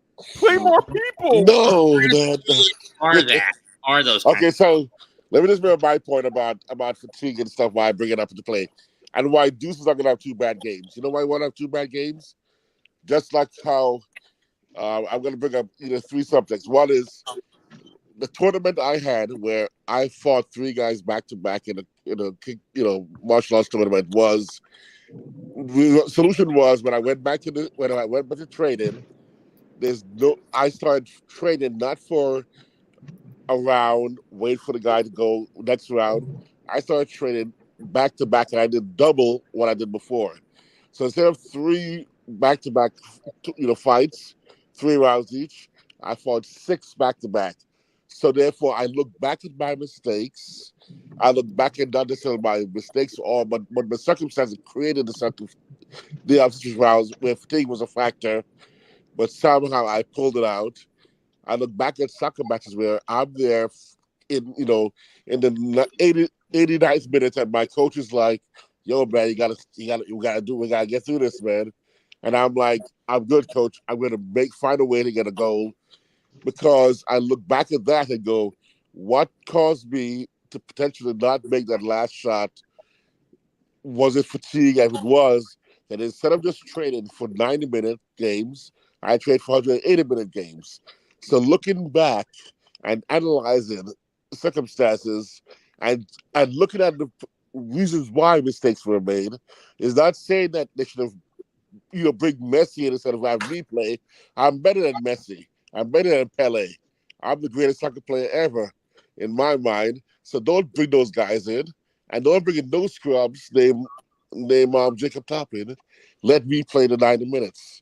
And I'm saying let these guys play the 90 minutes, but we can still observe that these guys are fatiguing or responding to excessive number of scenarios where they are playing longer than they should. And that's all I'm saying. We can make the observation and make the statement, but not saying the change should be this. Especially one. There shouldn't be no change. Like you on the beat.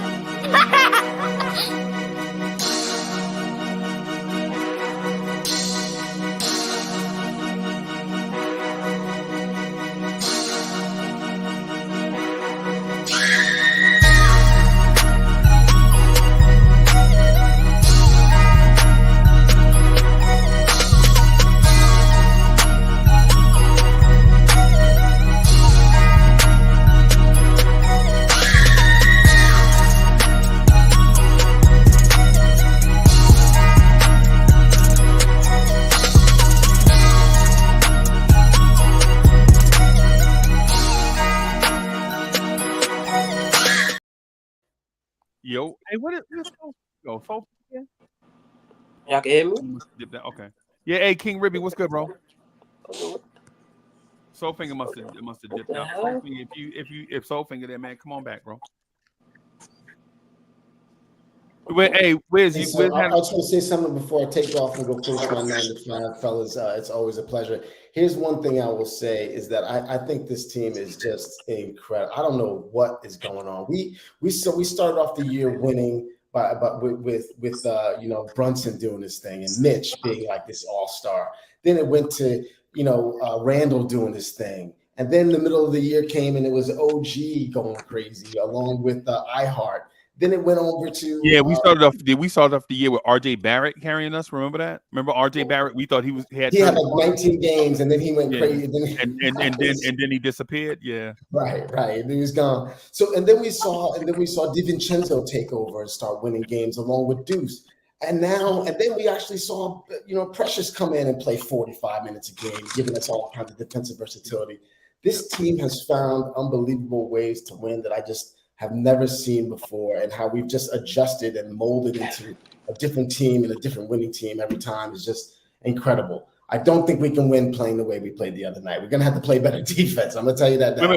So you don't think we can win by taking away the other team's number 1 and number 2 options? We can't win by allowing them to shoot the percentages they just shot. Let me just put it that way.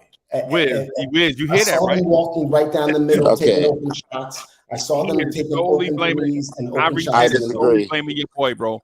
He is solely putting the blame on Better defense, baby. Better defense tonight. Defense. That's how we win. Defense.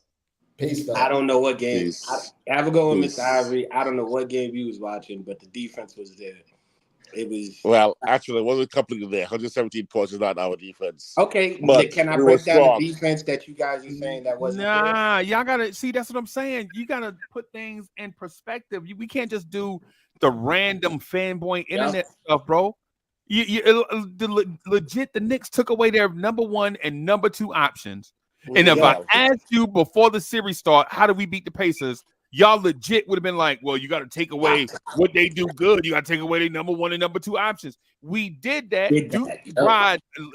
Deuce McBride crapped the bed, and we out here talking about Tom Thibodeau's scheme. It's as simple as TJ McConnell hit basically 9 layups. Basically, I think he hit a 3-pointer also. But TJ McConnell basically got off. Their backup point guard killed our backup point guard, and we're out here talking about Tom Thibodeau's scheme. Thank you. Okay. Actually, let's clarify a little bit. Their backup point guard for a few minutes killed our backup point guard, but also killed our primary because Deuce only played 9 minutes. So he didn't, and so McConnell didn't score 19 points in 9 minutes. So it was a combination of he killed our team when he was playing. But when he did his run, he didn't kill a team. Wiz, man, come on, Wiz. We watched. Did he put 19 points in 9 minutes? Did he score 19 points in 9 minutes? Bro, we legit played 9 minutes though. Right, we legit saw TJ McConnell isolate on Deuce and just take him. Exactly. But he didn't only crush Deuce because he played because he put up 19 points. Bro, just because he put up 19 points. He didn't put up a point per minute, bro. Let's relax, Wiz. He didn't put up a point per minute. But Deuce only played 9 minutes. And he also it don't matter. It don't matter. Bro, we making excuses for Deuce. He was trash. Not excuses. And those points he was getting against Hart and all of those was off of screens. Most of those screens. When he was playing one-on-one on Deuce, when Deuce was playing one-on-one defense on him, he was getting he was getting beeline to the back. No one's and then when that. you see TJ, we ain't ready to go back and watch it, bro. We were there. Both statements can be true. He scored 9 in his points. It's like saying, Cowboy, but hold on for a second. It's like saying only Wiz saw the basketball game. The whole rest of the universe didn't see it, and we have to. No one denies Deuce got crushed. Deuce got cooked, and he got to play. Can we just admit that Deuce got cooked and he got to play better? I've said it 10 times. Deuce got crushed. He sucked. Deuce sucked. However, McConnell didn't score 19 points on Deuce. Do you think Deuce is gonna get cooked every night? No, but I'm just saying he did suck. But I'm saying that McConnell didn't just beat Deuce. He beat the next team. Gotta go, guys. Have a good one, Mets. Yeah, Mets. Bro, he beat the team because he put up 19 points on the team, not just Deuce. He did most of his 19 points. 10 of those points was On on Deuce. He started And Way the away other from, 9 came from and a against lot who? of those he scored The was other off 9 of a came, screen and roll when he was cutting to the basket. the other There 9 was came only against two who? times he took. There was only 2 times he took a wide Okay, open shot and he missed one. so he Most put of up his 10 points points was against Deuce. So I think again, Wiz, Cowboy it's a Bob. double standard, bro. It's a double standard because Did he put up 10 points against if Deuce? Randall was getting cooked, you would have been on here talking about ship Randall to Cancun. Yo, we got to trade Randall in the offseason for blah, blah, No, blah, blah. Come I'm on, bro. saying We ship. got to be realistic, bro. Deuce I'm got saying cooked, and we know he I'd can rather do have better. Frank than Deuce right now. However, No, I ain't gonna go that far, bro. okay, I ain't gonna go but that I'm far, just bro. saying that Deuce 10 had a points. bad game. He'll play better tonight. I don't want to deny exactly. that, but we're saying when McConnell was looking at the team, we couldn't stop McConnell when he played. In fact, I think the mistake was taking McConnell out and leaving Halliburton in. Right. Because McConnell was killing us as a team. Because when Deuce was out, he was still scoring at will. No, he So wasn't. that Okay. yes, he was. They made two mistakes. They took out McConnell and Zeke Jackson at the same time. Exactly. Remember, they took out Zeke Jackson and McConnell at the same time, and then we fought our way back into the game. Their bench outperformed our bench, right? Wiz, And their our bench, starters. right. Their bench outperformed. Now I'm talking about in totality, right? Their bench was more productive than our bench, right? Mhm. And Ribby, this is the thing that frustrates me, right? Their bench outperformed our bench, right, in production and rebounds and assists and steals. And cats are telling me, well, you know what we need to do? We need more of our bench. Yeah. No. When their bench outperformed our bench, we talking about sit the starters and give our bench more time. Thank you. But Fuzi, I've never said play our bench. I said leave the starters in, but we can still observe the fact No, I'm that talking about in general, Wiz. I'm talking about in general. I understand your point. I understood your point, bro.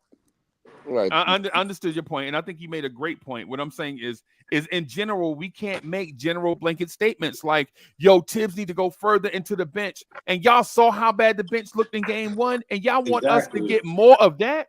What are we talking about? That was only 3 points. Like, and the only thing we were able to do was get one foul. Precious got one foul, and we couldn't even make a free throw. So our bench was trash when their bench was good, which means we played better than they did. I mean, I don't understand how everyone's going to say, oh, we're not a good defensive team. This is the number 1 team in the league. They were averaging like 125 points. So for us to take away, 7 or 8 points from them shows that our defense is there because they should have been running on us, and they didn't. And the fact that we are able, with our starting 5, to keep up with their offense is impressive. They had to rely on they had to rely on 8 guys. We only relied on 5. Bro. And Our Ribby, defense is there. Ribby, you know, basically, you know where this is coming from, right? Basically, Knicks fans want to complain. That's us. That's who we are because we have post-traumatic stress syndrome, bro. That's what we have, right? Yeah, That's what we have, there to yell at. right? And so the thing is, no matter what happens in the game, we want to complain, right? Regardless what happens in the game, we want to complain, right? That's what it is. We won. TJ McConnell killed Deuce off the bench. We know that will never happen again, bro.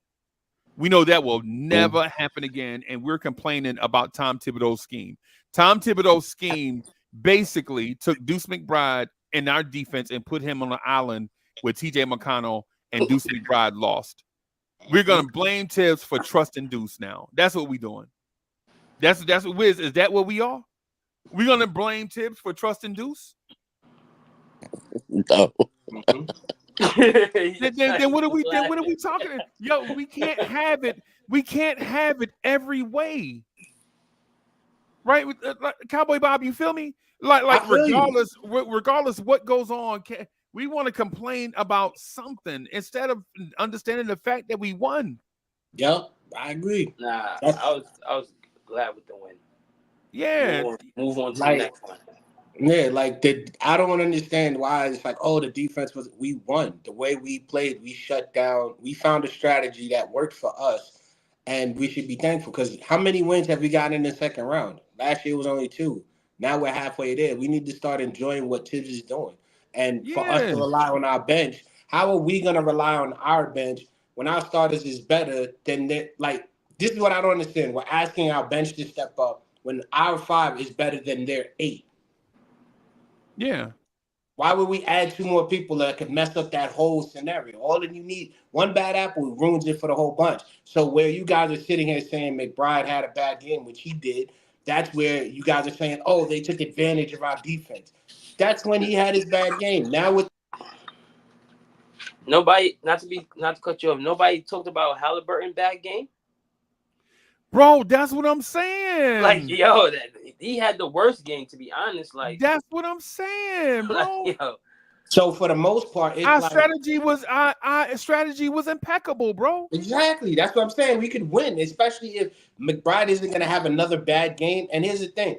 If McBride, who's been with the starting team and been with the rotations with the 4-man starters, how are we expecting him to step up, but then expect someone else off the bench when he's been playing better? Like, how are you going to expect someone else to do good and have him compared to McBride if McBride is struggling himself? That's the point I'm trying to make. If our key backup guy is struggling himself, we don't have another person to go to the bench that we can trust more than him. So why are we expecting that to happen tonight by relying on Sims, relying on Burks, relying on whoever? Stick to what we got. Yeah. Yeah. Because if McBride does his thing and makes the adjustment tonight, and our defense is similar to last game, those, I think 18 points or 16 points that TJ got, minus 10 of those. Now we won by 14, and now what are you guys are gonna say? Oh, they scored 100. You know what I'm saying? They scored less than what they normally did. That's the only difference. Their defense, our defense setup can slow them down, but it can't stop them because they're a fast-paced team. But if they're using their 3rd and 4th option to beat us, we already won the game. Right. Yeah, it's one of them things, bro, where I think we honestly have to understand that we had, like Soulfinger, where Soulfinger disappeared to? Soulfinger said again, I asked everyone, did we win or did we take the L? Yeah, man. Yeah, if we ask you from and this is why I say, man, we gotta stop listening to random goofy takes on like in these million places that be doing like the joints, bro. We can't be, we gotta win in the bag, bro. They gotta beat us the next 4 out of 6. Can Indiana beat the Knicks the next 4 out of 6 games, bro? And then if we win tonight, Indiana has to beat us 4 out of the next 5 games. It's not. Nah. I mean, 2 out of the next 5 games. Nah, he's right. Because we're up 2-0, so there's 7 games. Well, if we win tonight, we'll be up 2-0. But I'm just counting the win that's in the bag, right? Right. All we have to do is win 3 out of the next 6. They, on the other hand, have to win 4 out of the next 6.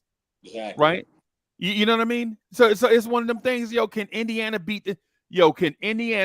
this team 4 out of 6 games? I think we got to relax. Deuce McBride will never have another terrible game like he had Monday night.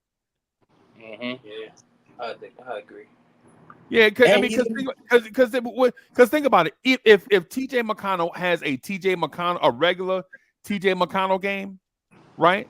That's 9 points less. That means we win by 13 points. Exactly. The fact.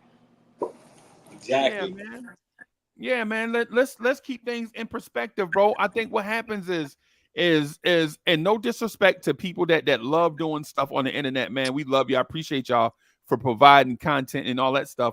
But everybody with a mouth don't deserve a microphone, bro. Cats is legit out here. Not my people here. Y'all know what I'm saying, because y'all check me all the time or overtalk me when I'm wrong.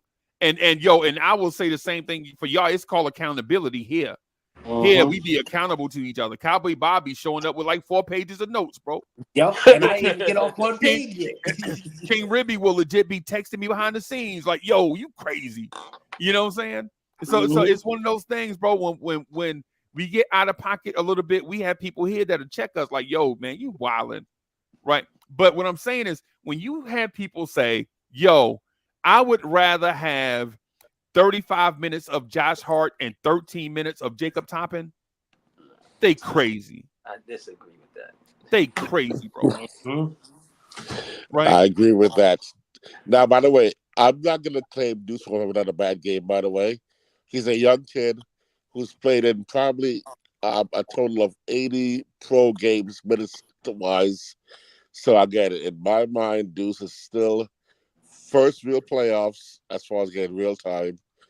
Mistakes will happen again, and he will catch himself and get recalibrated.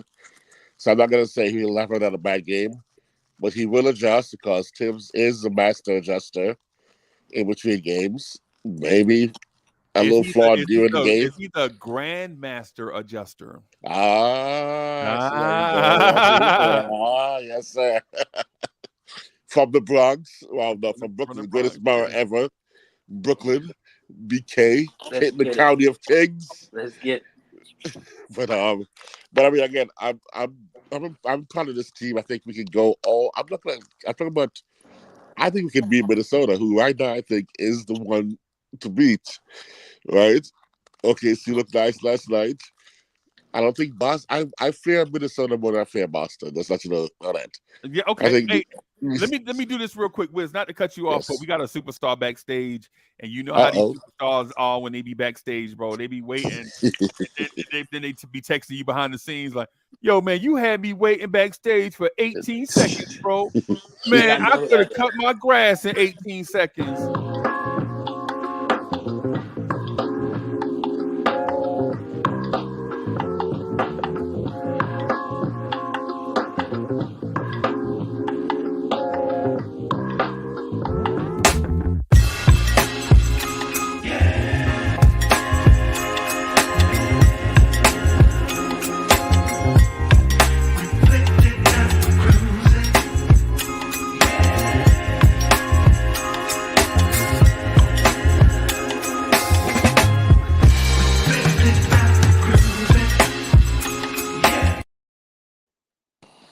Yo, Morning, Corey Lee. How you doing? Good morning, fellas, man. With all the chaos and craziness. What's good, Wiz, man? I'm great, man. How you doing, Corey? Hey, No, I ain't jumping on Wiz. I'm not jumping on Wiz. What's up, Rib? I'm about to say hello to everybody. yeah, You hey, know what I'm saying, Bob? Lee, let me break some news real quick to you, bro. So over the weekend, I was thinking about a thing where I could kind of highlight what people are thinking more, and so what I'm gonna start doing a little bit of is doing a little bit of Mets and Jets talk, man, a little bit of Giants and Yankees talk, maybe like 30 minutes or so. And when we talk Giants, man, I want you to help me be a part of that if you feel like it. If you don't want to, problem. If you don't want to, bro, I understand. I'm putting you on the spot, but that's Nah. You ain't never put me on the spot. It's already confirmed. You know, Okay, you got me. Okay. You know me, I can talk football all day.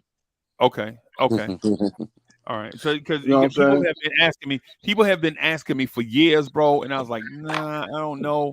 You know, it's blue and orange. You know what I'm saying? But people have been so you know what? You got to give the people what they want, bro. No doubt. Yeah. But yeah, fellas. First of all, what's going on with all this chaos this morning? Man, Soulfinger talking about talking about he in the office. Nobody Soulfinger gonna throw a live grenade in the room and then gonna leave, bro. I don't like that, bro. I ain't gonna lie. I don't like that, bro. He shot him now. You good for that? You good for that? Yeah, nah, it ain't a live grenade. It was an Soulfinger was RPG. stunning us, bro. He shot an He shot an RPG Nah, in the Freezy, room. you know and you it good didn't for that detonate one. yet. Soulfinger here talking to his grown man. You good voice, for that, bro. Mieta? Yo, I don't like that shit, bro. Yo, Soulfinger, I don't like that, bro. Soulfinger here talking to his grown. Yo, you heard? Did we win or not?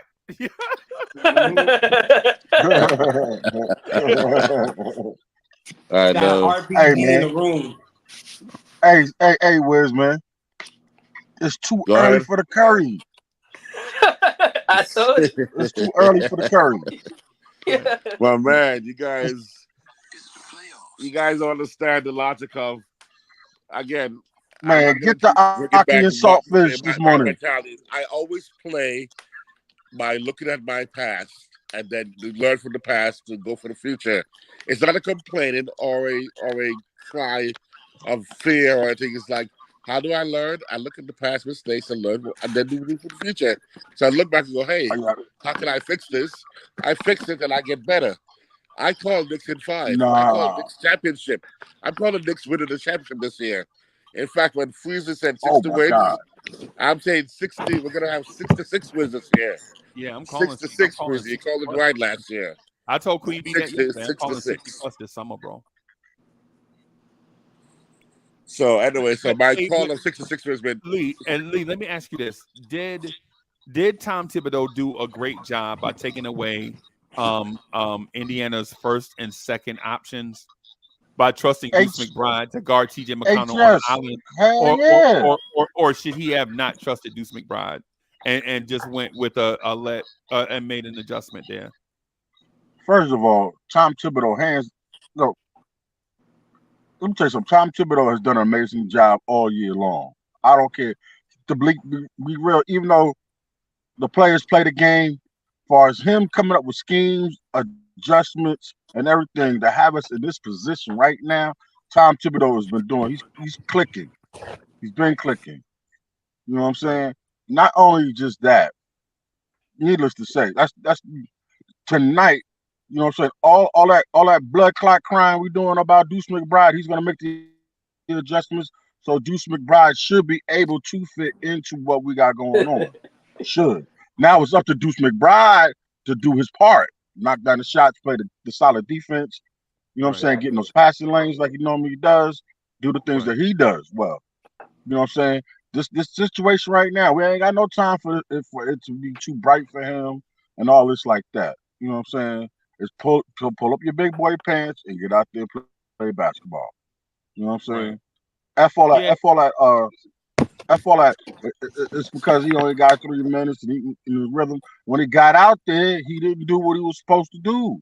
He let TJ McConnell go out there and knit a quilt while he was standing there playing defense. Yeah.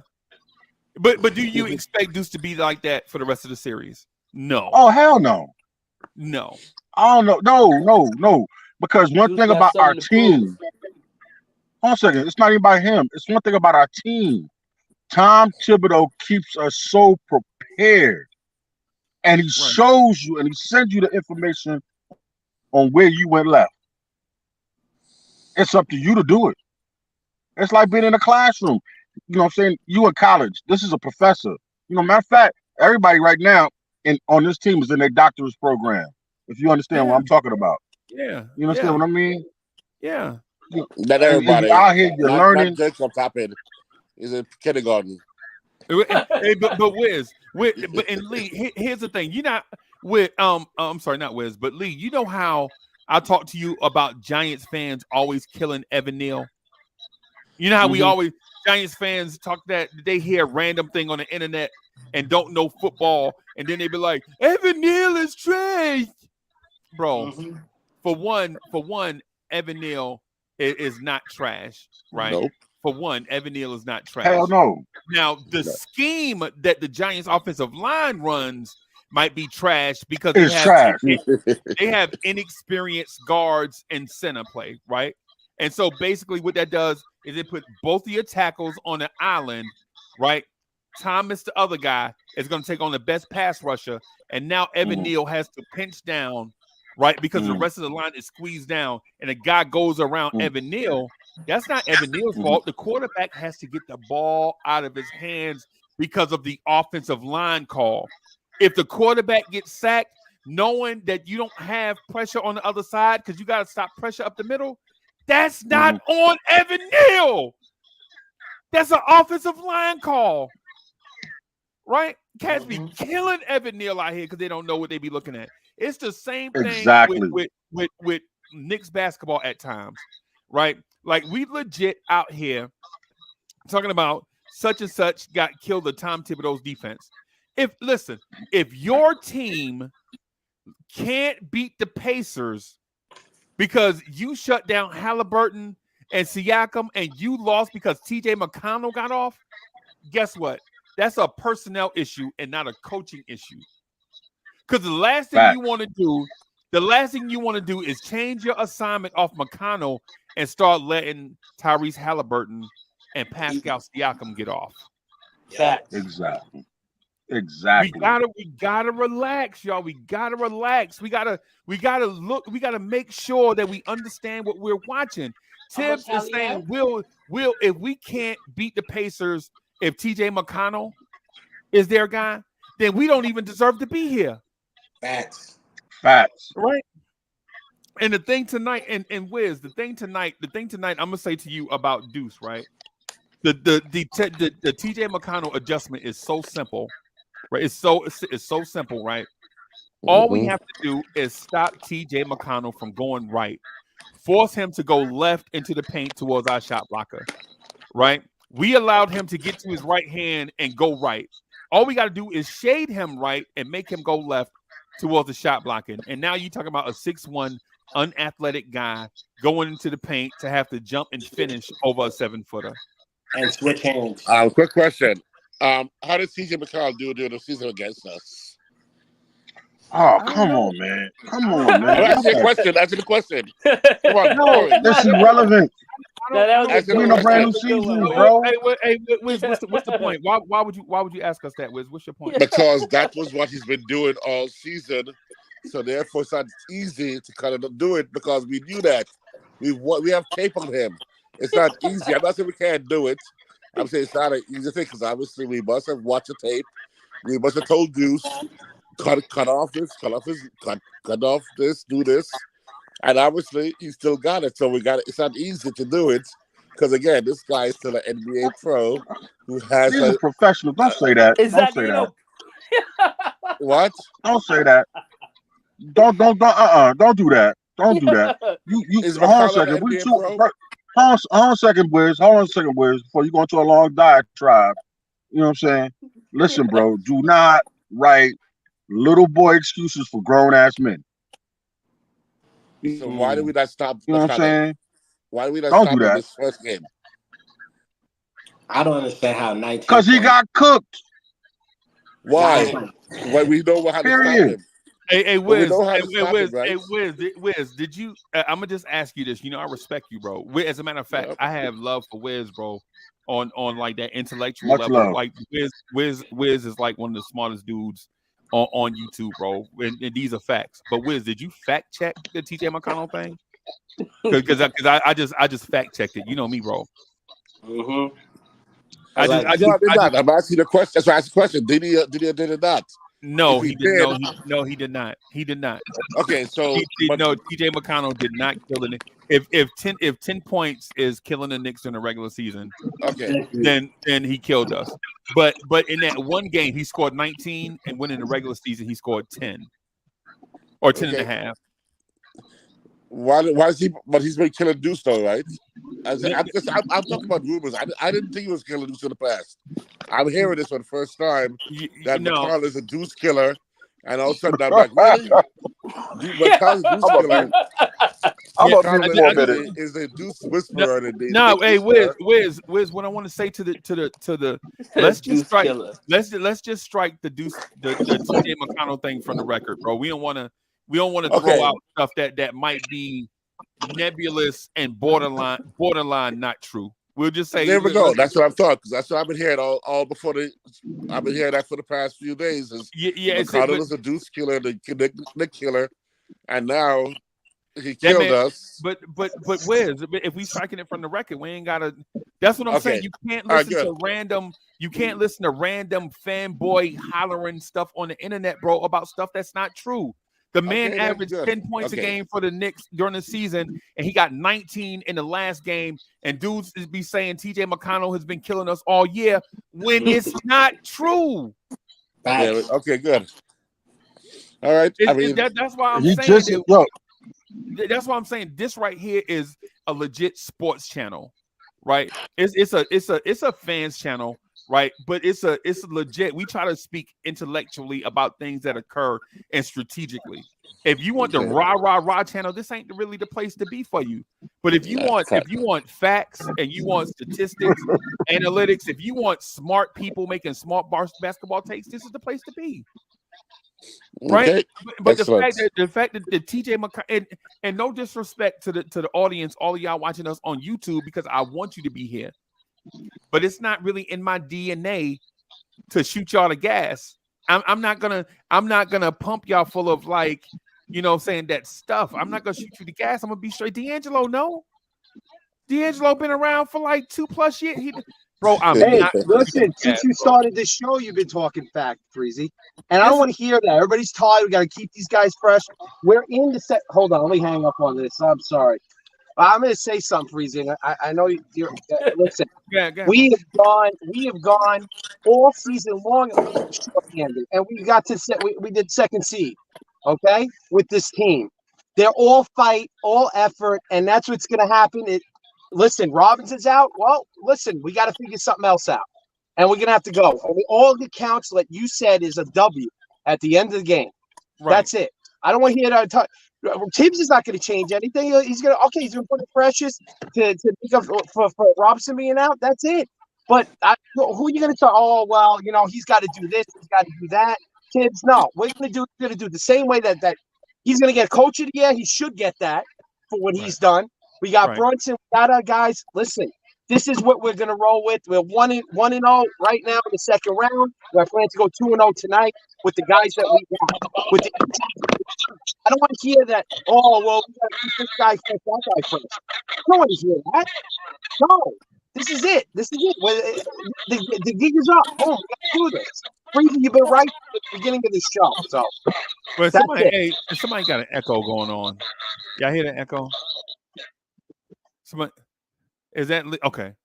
Yeah, okay. But Freezy, you've been preaching. You've been preaching it right. I don't want to hear, oh, well, you got to keep this guy for O'Connell over there. Who cares? They lost the game. He got whatever amount of points. They lost the game.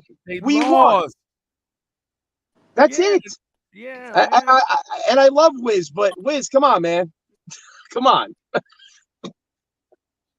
We got to, we're going to do this. We're going to do it right. We're going to do it with the guys that got us here, too. Okay? Robinson wasn't around all year long. Right. Okay. Let's clarify. Come on. What do you mean by come on? Give me what I said that is not inaccurate. Do we make mistakes late in the game, potentially for fatigue?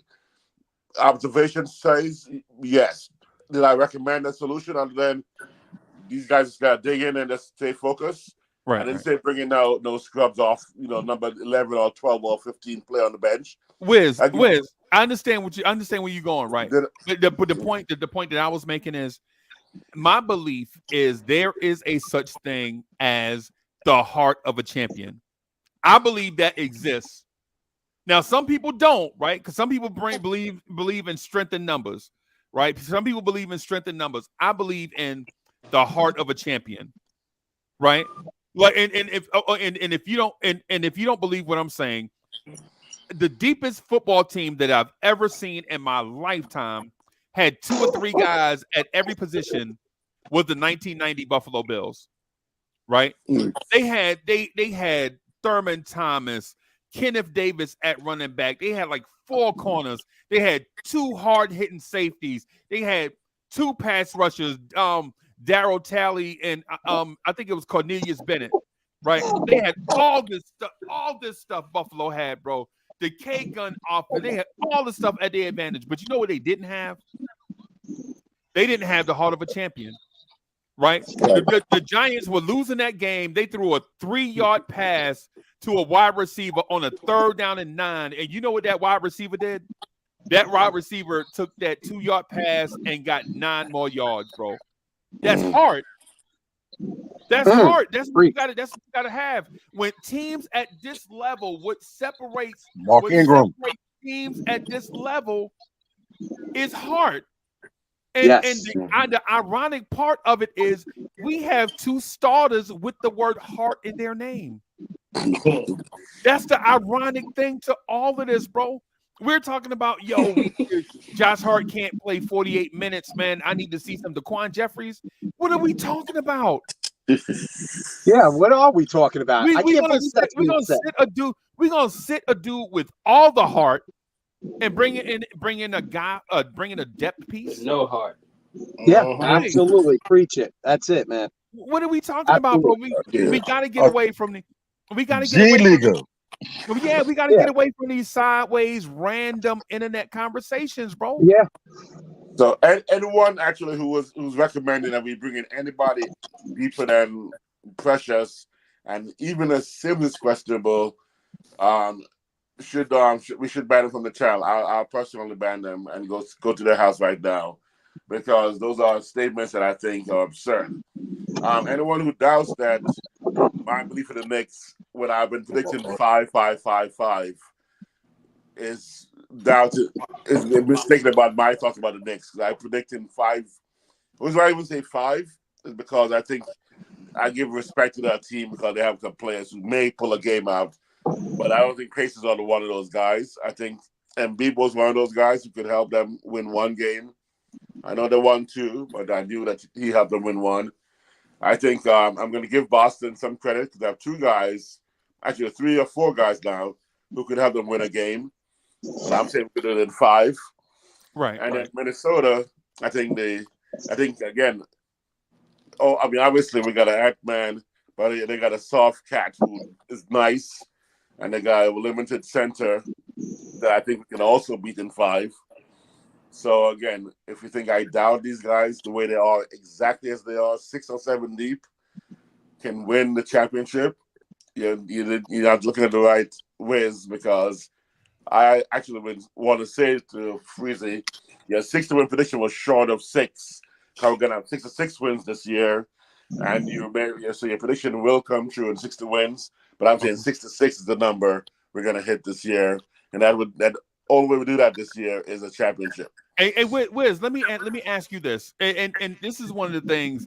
This is like one of the debates that go down in history. So, football fans, if you're a football fan, check me out on this.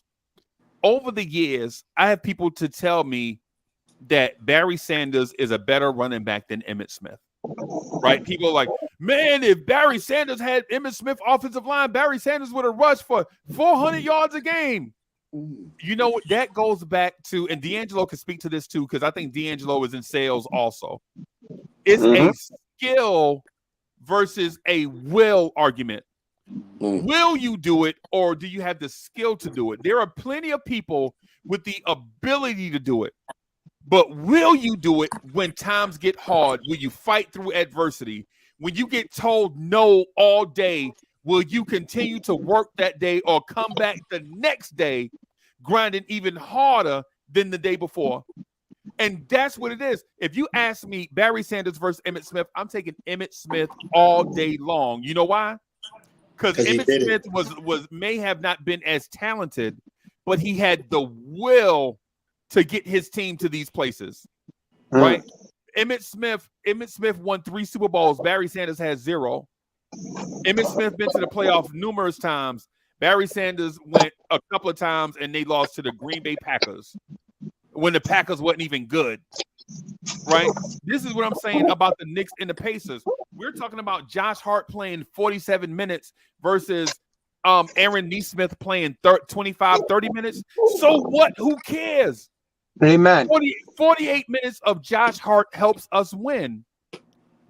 Right? Why were we talking about going to the bench? Yo, I just want to see, you know what would be nice? Man, if Tibbs just put Jacob Toppin in the second quarter. No, that would not be nice. Yeah. That would not be nice, bro. We want to win. And here's the other thing too, real quick, D'Angelo, and I promise you I'm gonna shut up for a long time.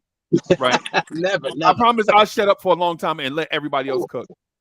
Why are we mad at our coach for finally trusting his players? Why are we mad at Tibbs for trusting Deuce McBride? For trusting a tired Josh Hart is going to make the right play. For trusting a tired DiVincenzo is going to make the right play.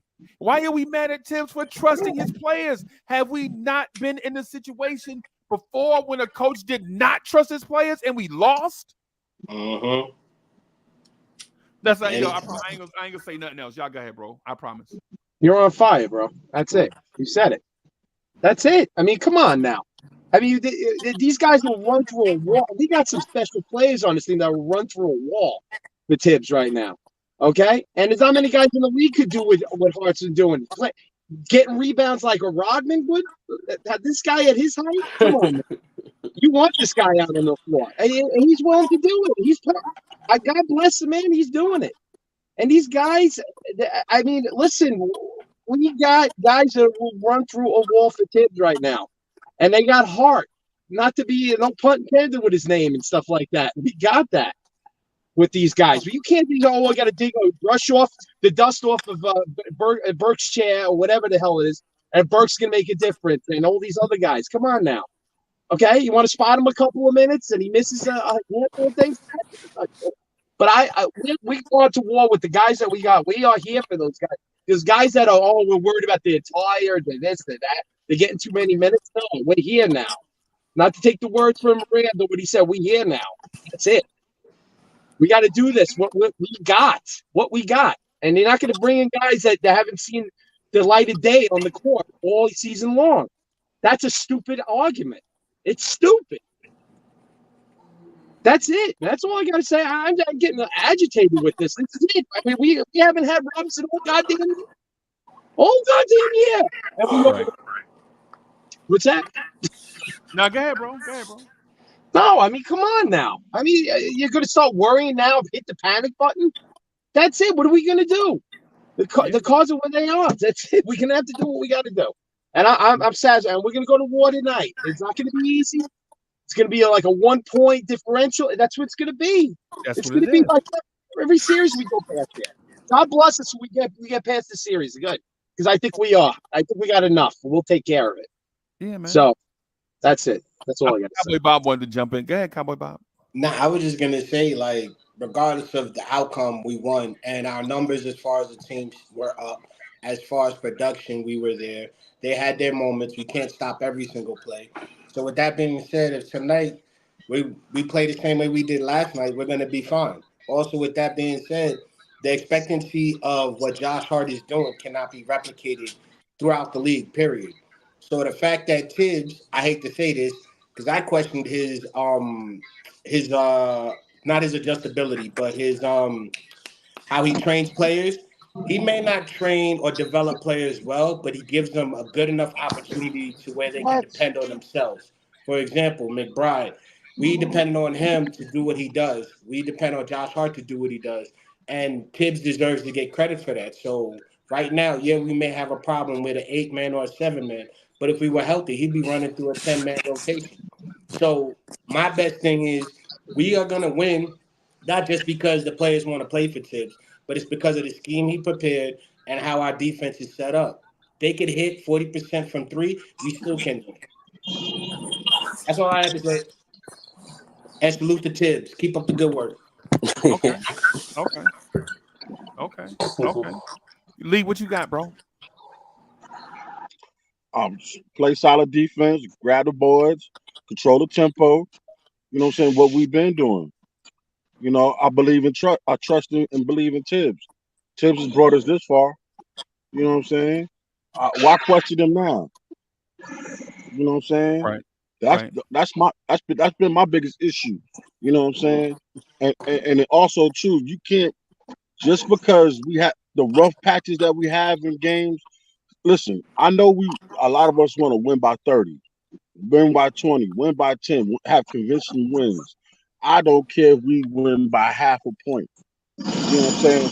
That's a victory. Victories equal wins. Wins mean we're winning. Period. End of story. Quit the blood clot crying and let's do what we do. Right.